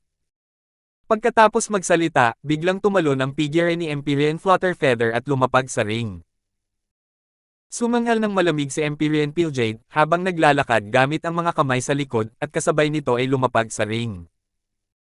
"Huwag mong sabihing binyo-bully ka ng Empyrean na ito. Ikaw ang magdedesisyon kung anong medicinal pill ang pipiliin mo," sabi ni Empyrean Pilljade nang may pagmamalaki. Bilang numero 1 tao sa southern border, may ipinagmamalaki si Empyrean Pilljade. Sabi ni Empyrean Flutterfeather, "Heavenly Center 9 Lives Pill kung ganoon. Nanliit ang mga mata ni Empyrean Pilljade at sinabi niya, nakalusot ka ba talaga? Napakalaki ng kahirapan ng pagpino ng rank 7 Divine Pills. Kung walang lakas ng Dao Realm, halos level 1 o 2 medicinal pills lang ang mapipino ng isang tao. At ang medicinal pill na level 9 pataas, kung wala ang lakas ng Ancestor Realm, hindi ito maaaring pinuhin pa. Ang Heavenly Center 9 Leaves pill na ito ay isang uri ng level 9 medicinal pill. Ang pagpili ni Empyrean Flutter Feather ng medicinal pill na ito ay malinaw na nagpakita na nakatapak na siya sa Ancestor Realm. Kung tutuusin, kailangan pa rin itong pasalamatan ang nakababatang Kuya Crosswell. Kung wala siya, natatakot ako na mahihirapan itong makalusot kahit pabigyan pa ng 100,000 taon. Nakangiting sabi ni Empyrean Flutter Feather. Ano? Talaga bang pumasok si Empyrean Flutter Feather sa Ancestor Realm? Kung gayon, hindi ba't nangangahulugan ito na may pangalawang makapangyarihang Ancestor Realm na lumitaw sa ating southern border? Ang pagpasok ni Empyrean Flutter Feather sa Ancestor Realm ay may kaugnayan kay Mateo. Diyos ko, bakit ba napakasama ni Mateo? Isang Ancestor Realm, isang half-step Ancestor Realm, mukhang magbabago talaga ang istruktura ng southern border alchemy world na ito. Nang marinig ang balitang ito, nagkagulo ang mga tao sa plaza. Kapag ang Myriad Treasure Tower ay biglang nagkaroon ng karagdagang Ancestor Realm at isang mala Ancestor Realm, ang kanilang lakas ng alchemy ay lubos na tataas. Ang mundong ito ng alchemy ng southern border ay hindi na mundo ng Cloudfield Great Imperial Capital. Ang mas ikinagulat ng mga tao ay ang paglusob ni Empyrean Flutter Feather sa Ancestor Realm ay dahil kay Mateo. Masasabing nagawa ni Mateo na ganap na baguhin ang mga patakaran ng southern border gamit lamang ang kanyang kapangyarihan. Malamig na sumagot si Empyrean Pilljade at sinabing, kahit na nakalusot ka sa Ancestor Realm, kakapasok mo lang din sa Ancestor Realm. Sa tingin mo ba talaga ay na-corner mo na ang Empyrean na ito? Papayagan ka ng Empyrean na ito na makita ang tunay na lakas ng Ancestor Realm. Salamat po at sinamahan niyo ako, ingat lagi mga master.